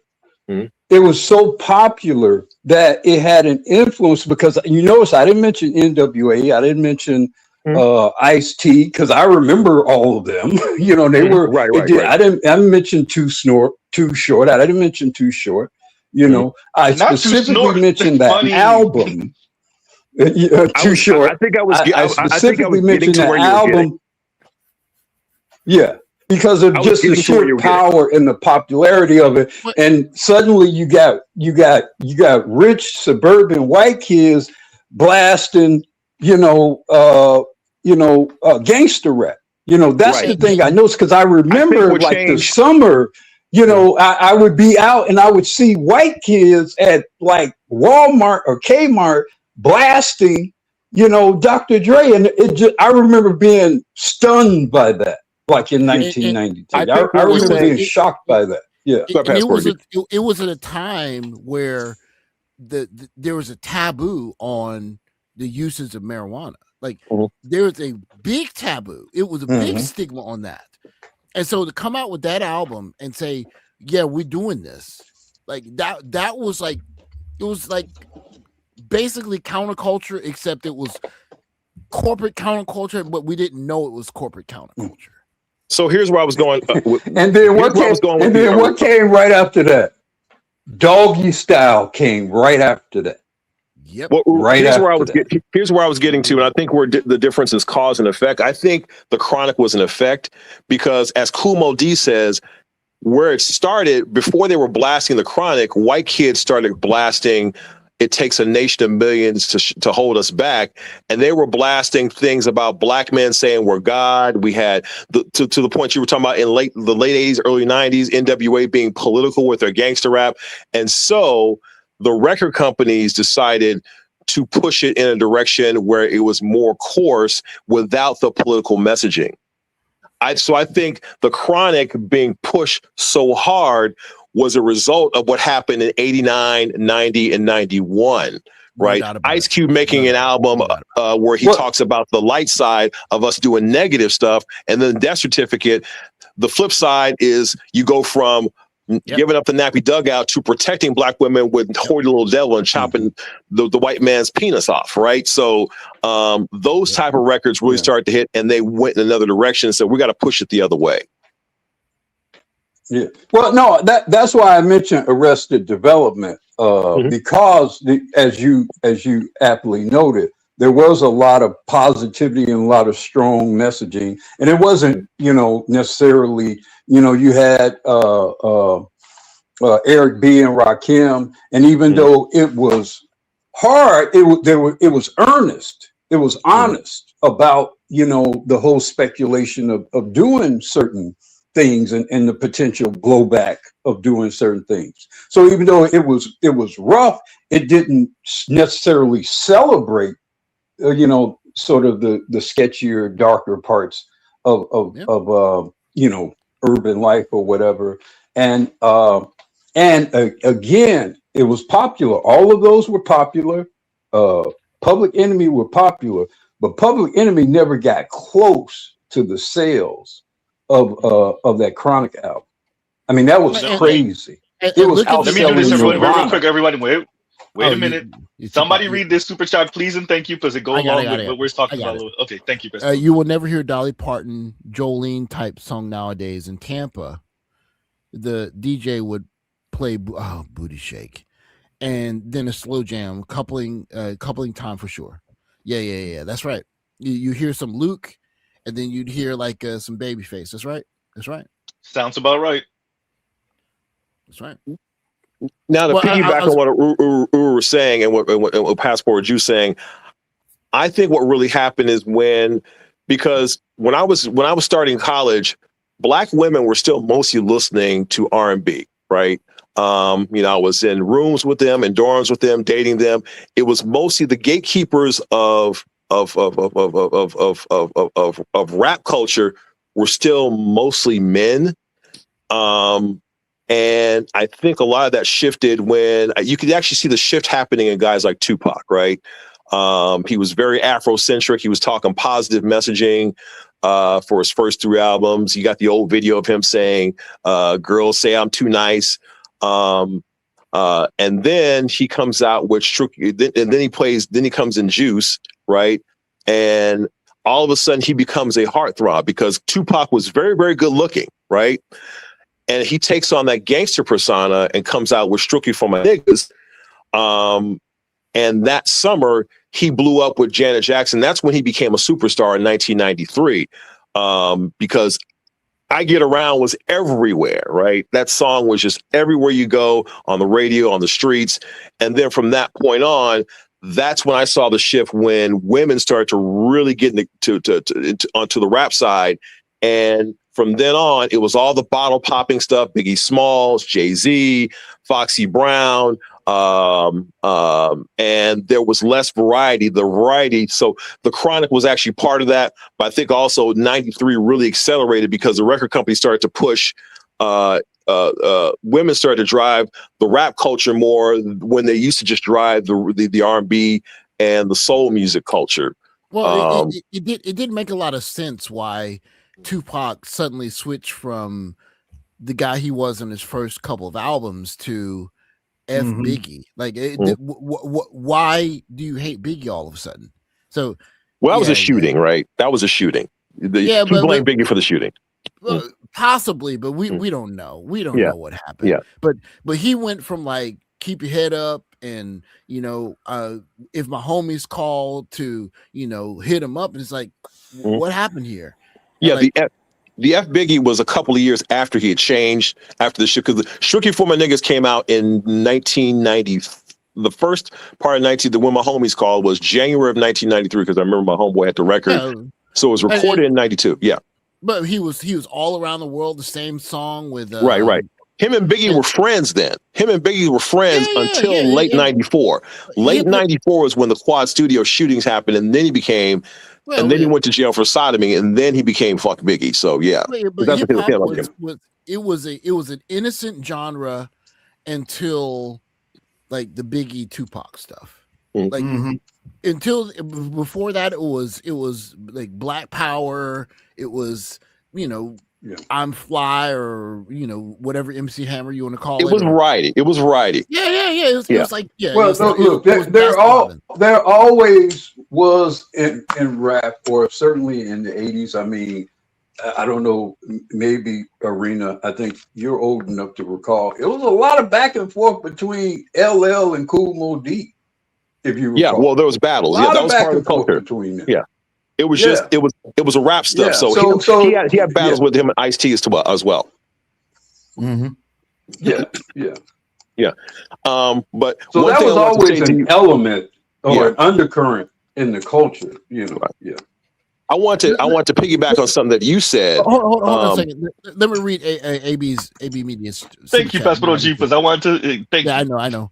I think FD is scared. He is scared. He knows real young dudes are not buying his BS, but him and wannabe smart Kyle have to sell feminist slop anyway, right? Yeah.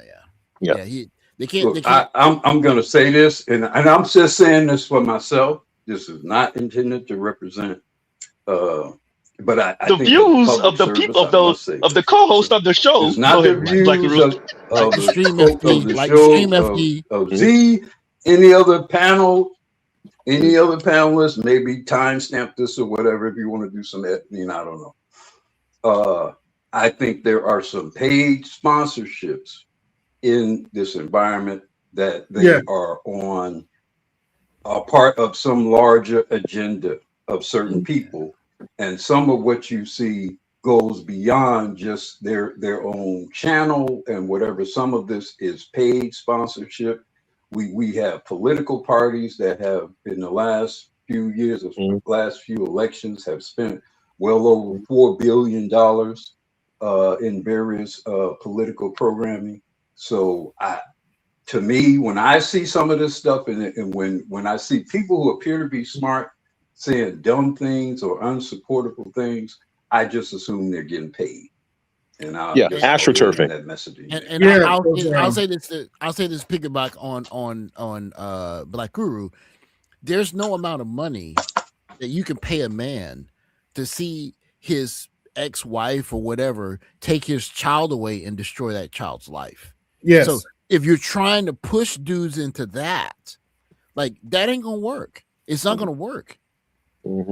Yeah, I think FD has a literal brother who is going through some of those battles, child support battles, with his baby's mother. So I think he gets it. I think FD appreciates what we're saying.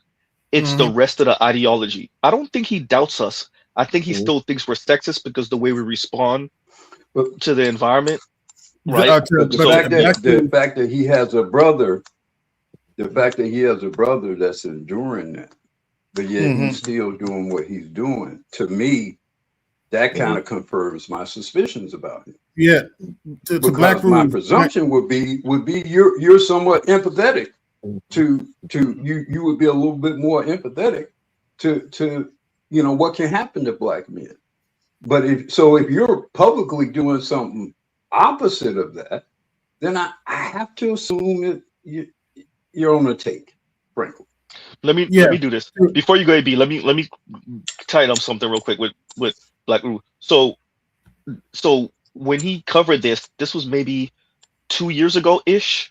He covered this, and what he was speaking to was the reason why we go through it with these women when she's not your wife is because of patriarchal laws set back in a century ago, 2 centuries ago, that assume that this is your wife. So if the child is being conceived and born out of wedlock, all the rights that you should have, you don't have. So like he tied it right back to patriarchy, and I'm telling you, Black Guru, he does this like all the time. So that's how he kind of skirts that sympathy that she was talking about, that being sympathetic, which is I am, but I'm telling you, it's patriarchy that's kicking you in the ass.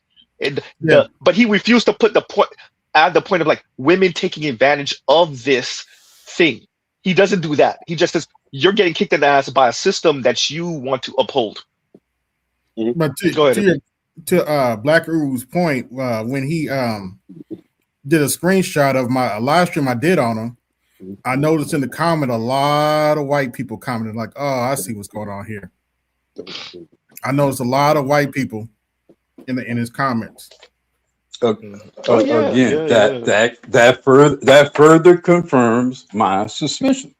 Yes, yeah, they probably are getting paid. And one of his biggest gripes with that AB and Black Guru is he says it like, and these dudes want to act like, oh, we got his women over here, or we got a bunch of non-Black. And I'm like, you just said you said that when you crossed over 1 million. I watched that video of you when you crossed over 1 million, and you spoke on and lightweight lamented how much of your watchers now and subscribers are not Black and are not Black men in specific. Now, I will say he does have a Black male audience, clearly, and it's a large portion, but I don't think it clears a third of the people that watch him. And I actually did respond to him because he said, "Look at what I did to these dudes." Like, what did you do to us? You don't have what it takes to take. Pretty much, he's trying to say he triggered us. That's what he was trying to say, because we all did a stream about. Oh, okay, whatever. But see, you say it all the time, right?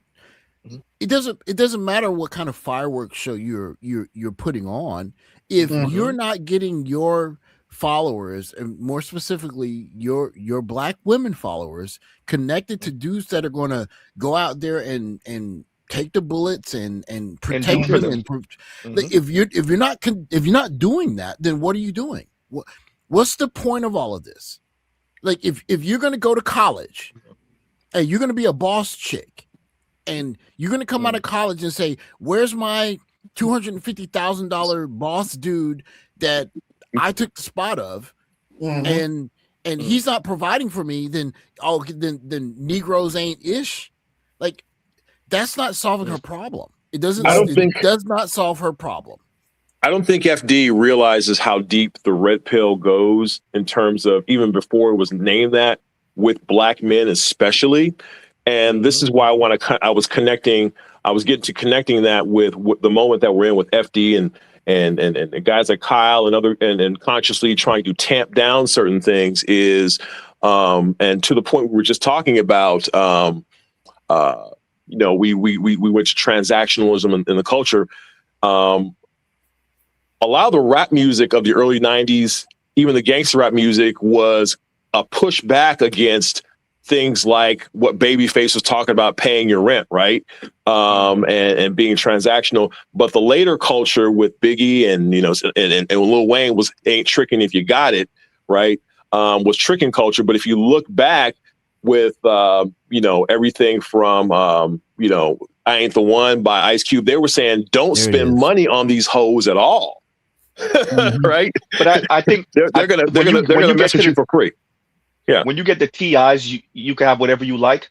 That's him letting you know the market has shifted. So I you know, I'm a millennial, so I remember hearing Xers and boomers that like y'all would make fun of those guys. You spinning, you can't pull it off of charisma. I was young enough, but I was still paying attention. And it wasn't just the music, it was actually the culture of you doing the cheap route. Oh, you paying for it? Oh, what a loser. But by the time you get TI, you can have whatever you like. I'm saying he's responding to, he's making a song. It's art imitating life and life imitating art simultaneously. He's responding to a culture where screw it. These women are messed up. Just pay for the box. Screw your charisma. Take the fast, easy route. If you don't got the money, I don't know what to do for you. You're going to have to try the charisma route. Good luck on you. But I'm going to take the fast. And shout out to Coach Greg Adams. He speaks about it all the time. I put hands on hips. I just come with the money and I'm charismatic enough and I look good enough, but I fast forward in line in front of you guys with the money. And that's what T.I. is saying. That's what low key Chris Brown is saying with these hoes ain't loyal, you know, and by the way, he's showing you that with them taking the pictures with him and them willing to destroy relationships, engagements and all just for $1,000 picture with him. That they're going to be imagining being in a relationship with him for the rest of their life. The problem with that system is that 24-year-old dude that's building that, I don't know, that AI model, he's got nobody that cares about him. He's working 19 hours a day. He's sleeping 3 hours a night.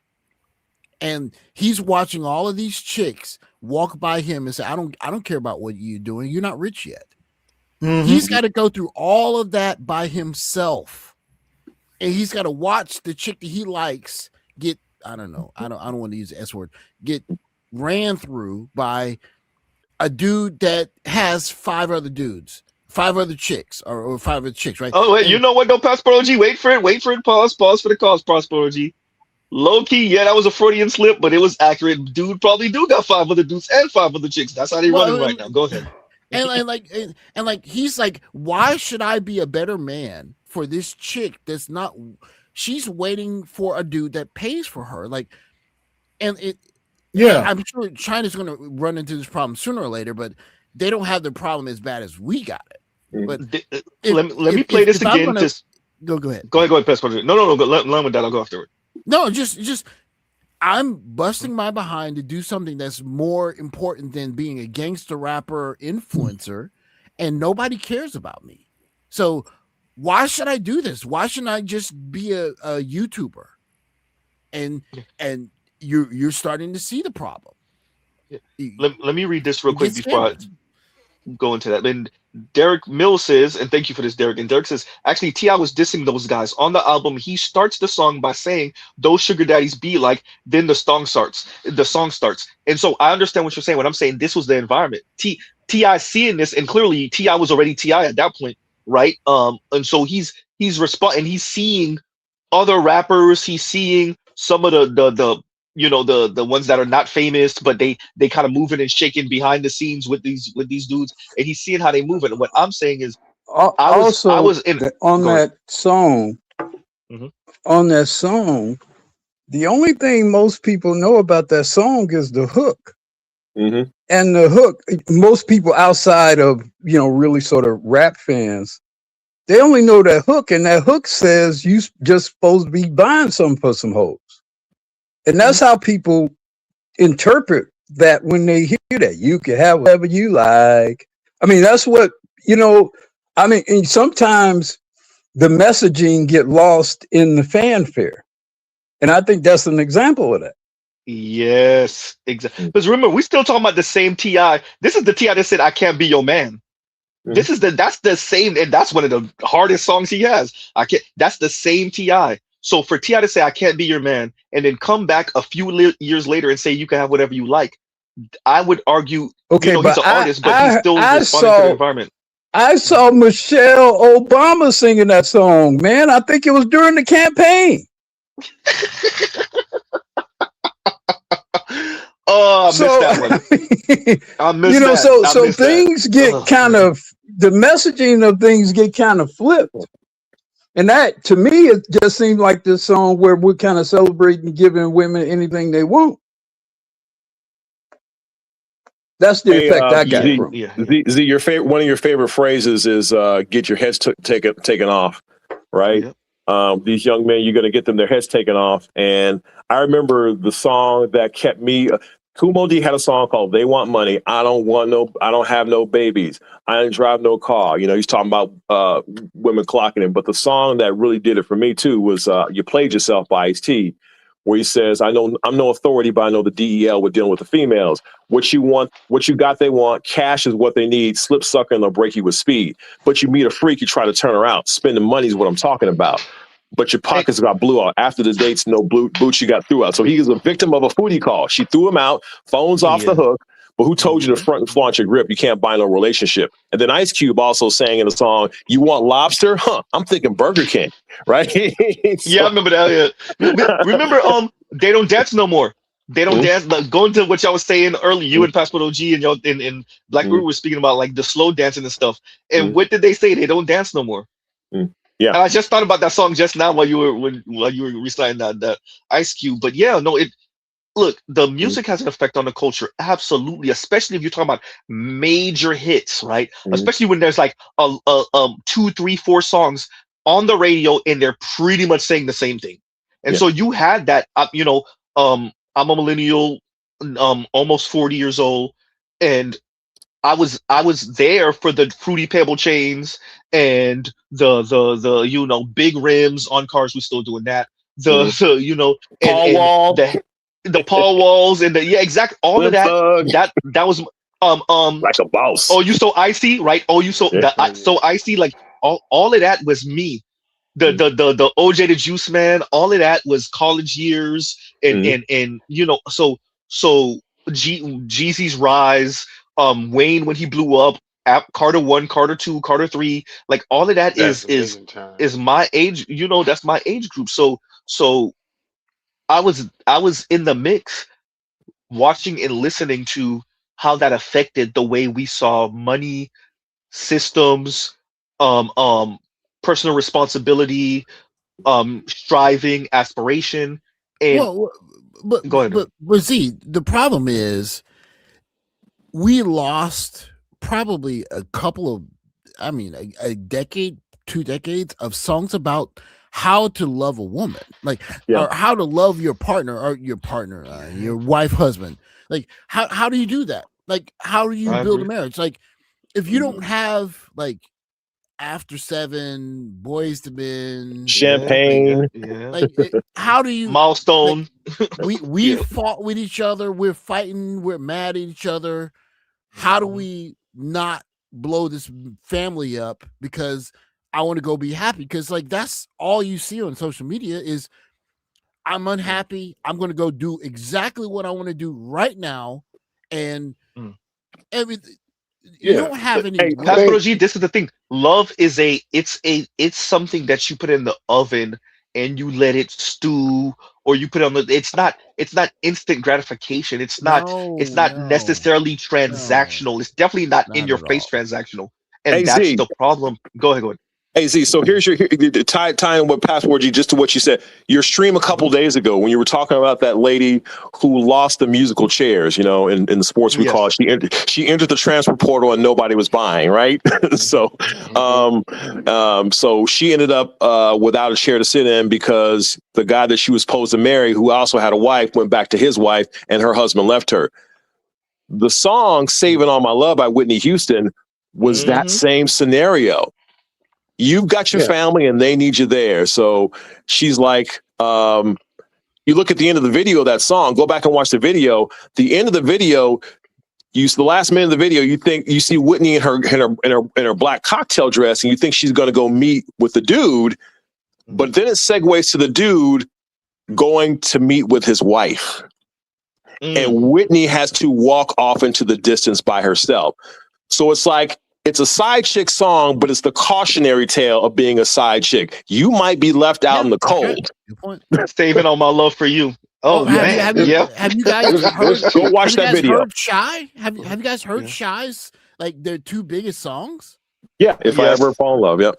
Yeah. And Comforter is like he's hurting you, but I'm gonna be the dude. I will comfort you, and that's my favorite part of the song. Like that last like minute and a half, the riff. That I will comfort you. That's the best part of the song to me. But yeah, like Trell is saying, that comforter song. Yeah, that's what there's two little details I want to talk about.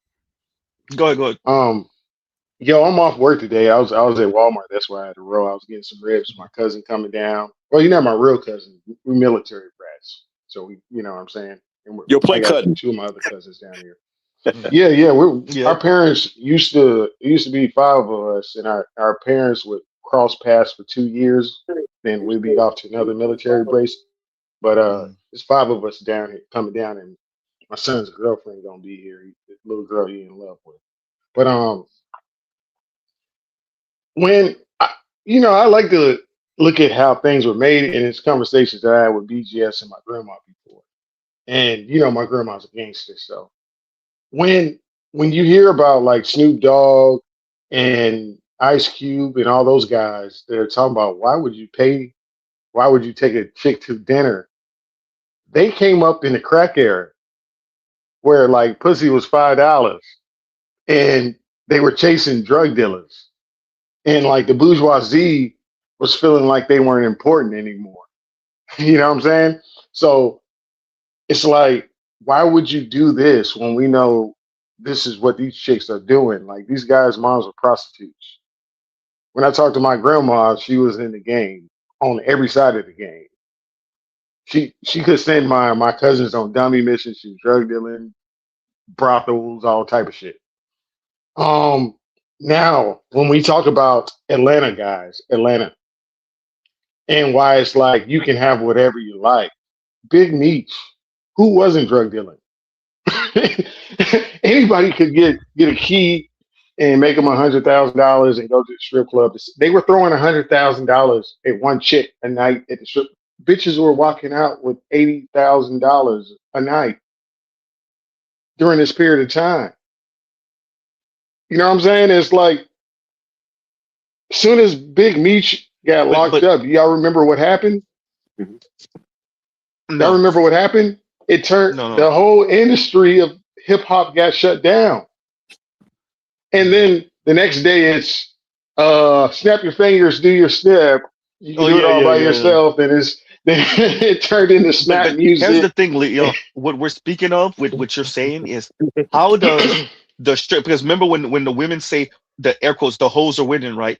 How does they were winning? No, how does a female stripper showing her body, walking out the club with $50, $60, $70, $80,000 in one night, how does that then translate to square people, square men and women, right? Who were hearing this in songs, we're watching this on interviews, right? We're watching this is Vlad TV when he first started bubbling on YouTube, and you're seeing him interview some of these characters, and they're speaking about what type of money they spending and blowing. He's starting to interview you know what I'm saying? So like, how does this then affect the culture, and it reverberates and affects the music, like that back and forth between life imitating art and art imitating life, when a stripper is walking out with $80,000 a year back in 2010 or 2009.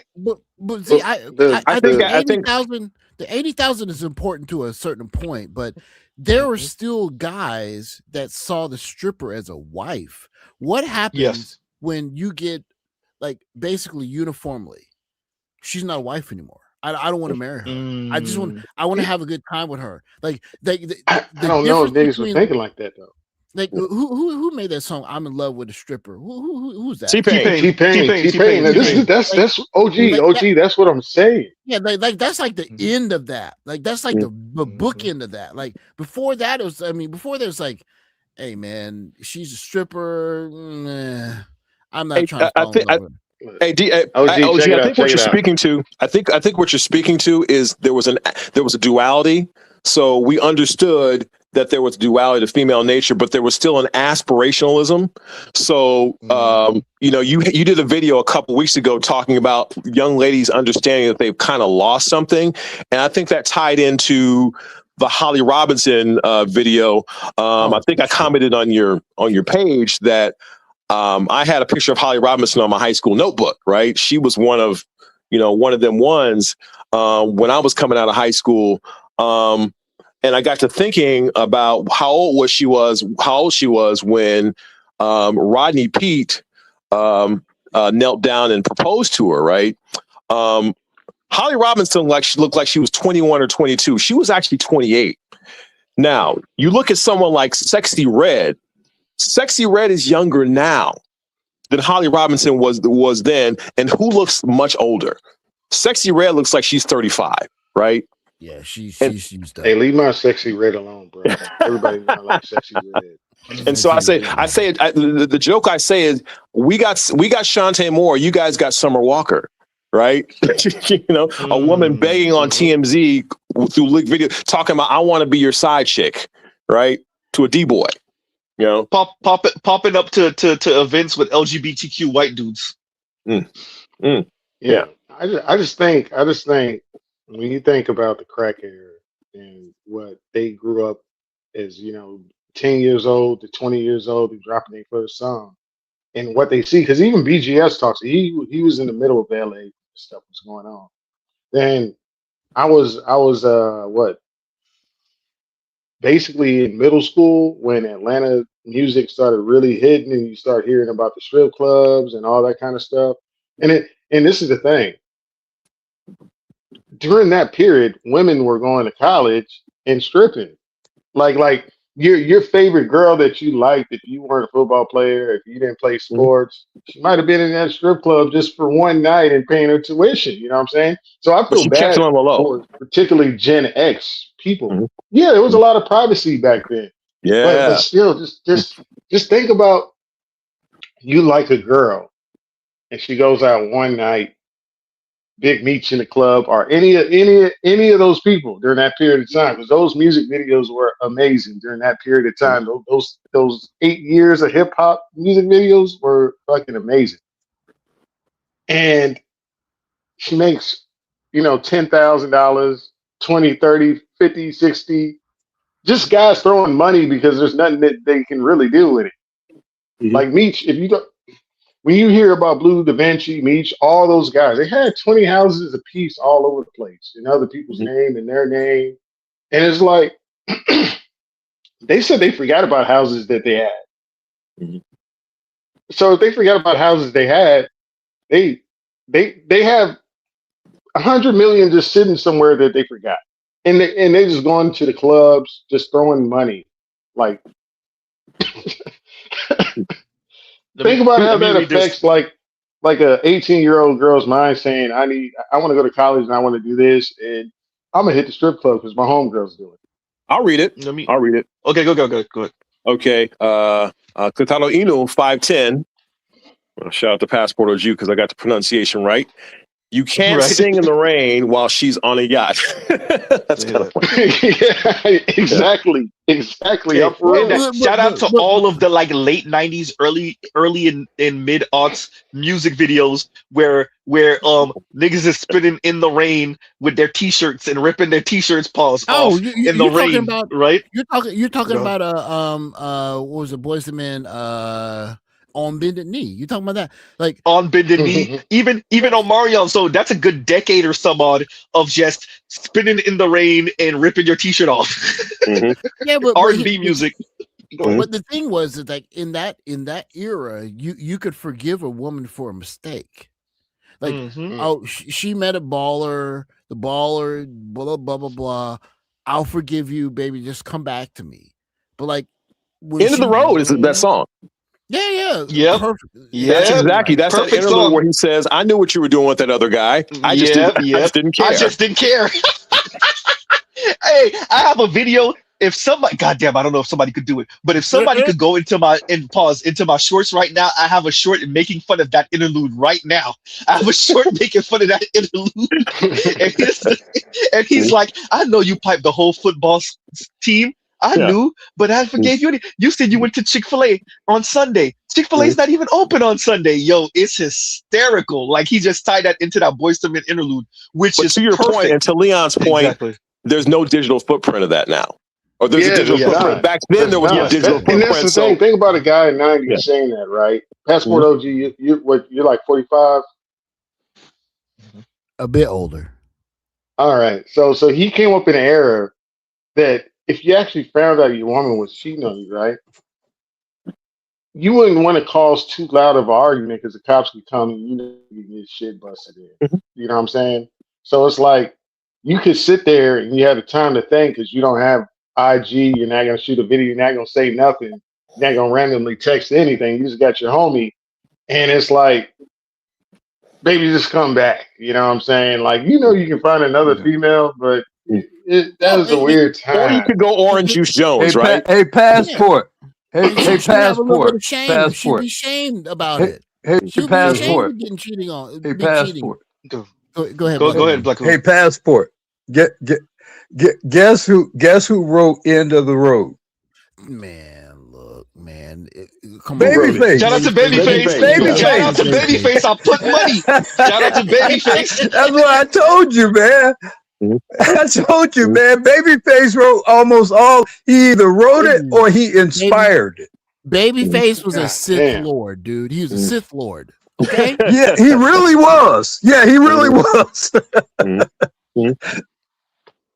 Hey, Leon, to your point though, because you're talking about BGS being LA. You talking about the crack era. I'm just as qualified to talk about the crack era because I grew up in the 40s in South Central LA. The first crack rock that was sold in America was cooked 30 blocks from where I live when I was like 8 years old. So I saw all of that. I was between the Hoovers, the 5 Trey Avalons, and all them big Crip sets. So you saw. I remember the first time. Everybody remembers the first time they saw somebody that was a family member or was close to them, that was a female, come back, or somebody that, or maybe a male that was very robust, and then they get on crack for about a year and just everything. Like, my god sister Lucretia, man, she was like the rock man. Yeah, she had those. I gotta pause you, Arena Voss. I'm sorry. I'm so sorry, but we gotta go back a couple minutes to what we were saying. I'm so sorry for this, but I gotta play this for everybody. Yeah. And here we go, and I gotta read this with Excalibur, and you got it. I promise you, Arena Revives after this. And Excalibur says Babyface wrote most of those songs back then, and here go a remix of it, and it's freaking hysterical. Please, YouTube gods, don't strike me. Girl, I know you never meant to hurt me when you slept with the whole Detroit Lions football team. I know it was a mistake. You just forget that we was in a relationship that week. You so forgiving, it's cute. I know it's my fault for taking you to the games. I just thought you had more control. Remember that Sunday you was gone for 4 hours? Girl, I know you wasn't at Chick-fil-A. They close on Sundays. Girl, you was something else. I mean, I love you, but I hate you. But I love that I hate you, which makes me love you even more. Just come back home. I forgive you. We can get rid of that STD you gave me. A little chlamydia ain't never hurt nobody. Just come back home. He said we could get. I forgive you for that STD. That a little chlamydia ain't never hurt nobody. Jesus Christ. Listen, Z. Let's check this out. Look, one, you don't realize how big that song was for white folks.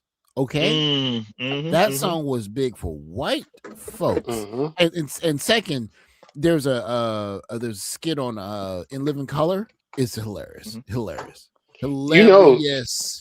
OG, I've been on a lot of cruise ships. That song is hella fucking big for white people during karaoke. Oh, dude, shit. You know how many Proms. Mm-hmm. That song, come on, dude. Come on, man. Yeah, we were all singing to it. There's Of this course, the thing flip that I side. saw. Yeah, I was saying You the know flip. how when you Real heard quick. Uzi Vert and everybody screaming that song, everybody be in the car singing that song, at the club singing that song, anywhere screaming at the top of their lungs on the hook. Bro. Boys Remember man. this for Z. FD still hasn't read those book recommendations. And he's referring to, and shout out to you, Katara Ainu, and Katara is referring to the conversation that BGS had with FD Signifier. FD Signifier popped up on BGS channel, and we just started shooting books at him like, bro, have you read this? Have you? And like, it wasn't even books. Forget reading. He didn't even know about them, which is okay. And so what Katara Ainu is saying, Inu is saying, is that I'm pretty sure you didn't even read those books to even kind of understand some of our foundation over here in the Black Manosphere. And I'm agreeing with you, Kotaro. I'm agreeing with you. I think you're right. when it was one thing you made a very, and this is where I knew he was, in my view, he's a bit of a lightweight, not just in terms of what he's read or even how intelligent he is, but he was stupid in my view. He was stupid enough to not even cover up or to pretend that he had heard of the books. Now, you're supposedly a smart man. You're supposedly an intellectual. You're coming over here to get us straight. And then you're being asked about books that you had not read. Okay, there are millions of books. It's a possibility you've not read all of them, but you never even heard of them, and you were too stupid to even realize what would be the implications of you not having even been aware of the books. And it was from observing that, because I didn't see all that exchange between him and BGS, but when I observed that, I said, "Oh, he's just a fucker. He's just a fucker." So I don't give him. I just, again, my opinion, nothing else. Paid shield, a paid shield, a paid hack, a paid shield. Just my It's opinion. because we're all supposed to be crotch scratching. We're all supposed to be crotch scratching Neanderthals, so we're not supposed to read. So he can't even acknowledge that we read anything, let alone give him book recommendations, right? Mm-hmm. And it's the same thing, the ladies do, where you, and I used to kind of make fun of that. I might want to bring that back, where they would be like, "Well, did you read this from Bell Hooks? And did you read that?" And so, and what they're saying, and they sometimes actually say, "Well, in other words, you don't have the range. You're out of your depth for this conversation." So we're far more humble. We don't even say that, but they say it. They imply it when they ask you if you read the book. Then they actually say it. Go ahead, Pastor. But Mr. Z, the problem with Bell Hooks is that she never demonstrated how you can get married and have the feminist ideal marriage with a Black man with this newfangled feminism. She never did it. All she did was complain. Like, OG. So real quick, Leon, because I gotta say this. So I was on Shay's channel a couple nights ago, and I had Shay play and shout out to Leon, because Leon's the one who put us on this, the interview between Gloria Steinem and Bell Hooks. And Gloria Steinem did get married at one point. She did get married. And she sure did. And it was to a man who didn't have much resources. That's right. And when Gloria Steinem said that, Bell Hooks told her, "Oh, you could keep him. You could keep that," right? So go into what you're saying, and the reason why that part of the conversation came up is because Bell Hooks was saying to Gloria Steinem, you got married, and a lot of feminists felt like you betrayed the movement by getting married. So I'm tying that to what you're saying by saying the whole goal, and some of the videos I played earlier today, they're attempting to minimize marriage as much as possible and just make it an incidental thing that you do because you want to do. It's not a checklist. It's not a show of adulting or being an adult. It's not anything but something like a luxury good that you can afford. If you can afford it, you do it. If not, then you just live without it. Marriage, Z. Go. Y'all got to look at it from our perspective. I explain it after. Yeah. Go But ahead. go ahead, Reno. I was gonna say, Z, when they bring up bell hooks and you have read books, what I respond with is you haven't read Dr. Warren Farrell or Dr. Christina Hoff Summers, right? And to what you're saying about bell hooks is what women have to come to grips if you're really serious and you really want to take the full freight of what I call gender transition. Okay, then you have to recognize, and these are his words: feminism has not reduced the pressure on men to succeed.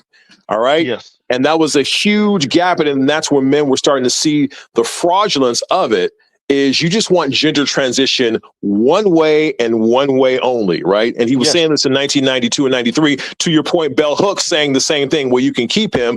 And I was saying she's exactly what Dr. Farrell was talking about. She wanted feminism a la carte. So patriarchy about feminist specifications where we remove the gender. Real quick, Leon, 1 second, I promise. Where we remove the gendered pleasures from men, men are forced to move closer to women, but women get to keep all their gendered pleasures and they can move about however they want. They're not forced to move closer to the center. The men got to move closer to the center. They get their gendered pleasures revoked, if not straight up snatched. The women, on the other hand, get to just skate around and do whatever. If she wants to move closer to the line, then she can. If she wants to move further from the line, she can. If she wants to stay put, she can. And that's what that sounds like. But go ahead, Leo. All right. So my great aunt, she was technically my great aunt. She was an AKA Howard. I got aunts. If you got my IG, you saw my dad's wife's side of the family, their AKAs and all that type of shit. Let me be clear. Bell Hooks wasn't talking to black people. Once you sit down and read and you get across, you X out all the pretty language and you read it like Stella got a group back. She wasn't talking to black people. When you look at her interview, she's not hanging out with black women. She was talking to white liberal women and white liberals. I have no problem with intersectionality if there's no white people in the room. I have a problem with intersectionality when there's white people in the room, especially when they work for academia. When you read what she's asking for, she's asking white women, feel bad for me because of what black men been through and that we don't have successful black men, that you give us the surplus of white guys that you don't want. At the end of the day, that's what she's asking for. She's asking white women to see me as your equal human being. And, let me get a white guy. When you look at Bell Hooks, she's not pretty. She's an upwardly mobile woman by way of white feminism. When you go on you're Facebook, saying she's dry. She said she was dry begging, Leo. That's what it is. That's why I'm so confused about FD and all these guys. She didn't fuck with none of y'all. Basically, she's more important in her death than when she was alive to black people. Where did she go to? What HBCUs did she speak at? What black female coalitions out of Oprah Winfrey or some shit that was mostly white women was she hanging with? She upperly mobile for against like my aunt that was an AKA. Are you fucking serious? Like you're not even in the room. Like know your place. She went to Stanford. Yeah, she went to Stanford. That makes sense. And what I'm saying when I read, I had to ask the way that I read. She's not talking to me. She's making an argument about the failures of black men, discrimination, all this. Kim's part and begging white women to give them space. Then talking about the image of black women. It's not the image towards what black guys are saying about black women. It's to liberal white women. When you go on Facebook, you type in any intersectional group, 90% of them are filled with fucking white women. You're hanging out with a CIA plant, which is what's the white lady's name? Gloria Steinem. She works for the CIA. She know that. Yeah. They said it years before those ladies started talking. Leon, Go the ahead, problem Black with what you're saying, because I'm not disagreeing with what you're saying, but what you're not taking into account that, or perhaps you're not taking into account that she does influence a lot of Black people, Black liberals, she influences in Black feminists. No, she was influential before she died. She was very influential as a womanist. And, my daughter, when she was in college, 10 years ago or so, she was studied reading Bell Hooks books in college. She was very influential when she was alive. She was probably you listen to me. No, listen to me. She probably was the most, when she was alive, next to maybe the woman who what's her name, Kimberly Crenshaw. When she was alive, she probably was the most influential feminist intellectual when she was alive. Damn, she did. When I took gender studies, when I took a gender studies class in 1994, we read 2 Bell Hooks texts, and we had actually a couple of her essays. Exactly. So, yeah, this is 94. Exactly. I guess it's the way that I'm. Yeah, Bell Hooks is all over Black feminism. She's all over Black feminism. All over it. And it didn't start when she died. And it didn't start when she died. If you don't mind, Leon, read this super chat for me, please, and thank you. Because it kind of speaks to this a little bit. FD doesn't like. Is it Black women? He's nasty. Yeah, that's what he said. He wouldn't lie to them if he did. Yeah, basically. Yeah. I think he likes Black women. He just doesn't know how to approach conversations with Black guys. He tries to frame everything into an argument that fits, that doesn't work. Uru, to what you kind of alluded to and how influential, and it ties into what Leon was saying. Dr. Farrell once said, feminism is like fluoride in water. We drink it and not even know we're drinking it. Yeah, I agree with that. No, I agree with that because they assimilate things from womanism and put in the intersectionality. Then white liberal women get it, and they take what they want. That's what I'm trying to say. I have no problem with it as long as white people aren't in the room, because you can read from that stuff and disagree and be like whatever. But as soon as white liberal feminists are in the room, they run with that shit. Yeah. And they weaponize it against us. Yeah. And that's what I'm trying to say. Yeah. That's literally the part. It justifies the outcome, right? When those white ladies get it. They start man-nodding us through institutions. And that's my issue. That's my issue. I don't care about it as long as it's not utilized within those spaces. Leon, you make a great point. Did you guys see Jeff talking a few days ago? Ask a Brother. He was talking about how, and this ties into your streams last week, Z, when you were playing Dr. Tressie, and how when we make critiques of Black women, or even when a sister does it, like Sister Taylor does, they always frame it as other people are watching, other people in the room, and they're going to use that against us, right? But even Jeff said it. He's like, that would be fine if you make that argument. And I'd be willing to capitulate to the argument if you guys would stop talking about Black men in public. All right. There's nothing in the Black manosphere.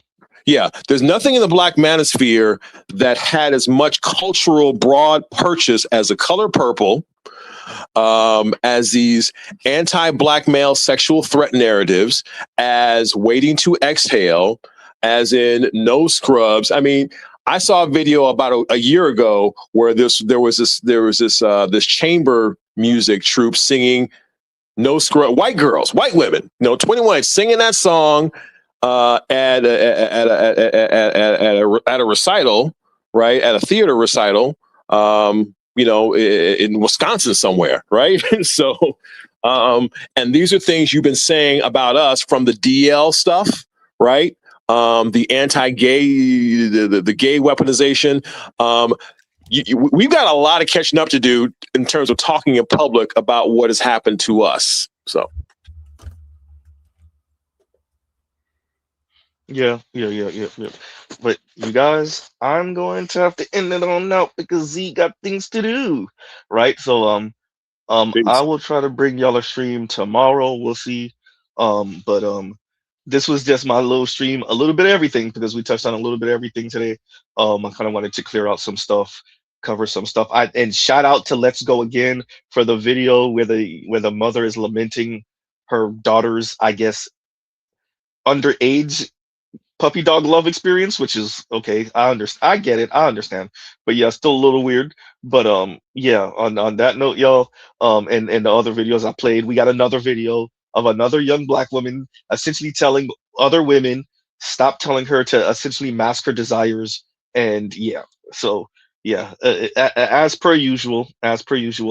And thank you for coming up, Black Roo. And Passport OG. If you get a chance, email me your number, or if you want, I'll email you my number, and I'll give you a call when I get a chance. Yes, sir. Yes, sir. Yes, sir. And yeah, but this is some craziness. And on that note, y'all, I will pause right there. Love, peace, and chicken grease. I'll go check out other Black Manosphere content, other non-Manosphere content. For love of God, thank you for the panel that came up, and thank you to y'all in the chat. And Mr. Z out.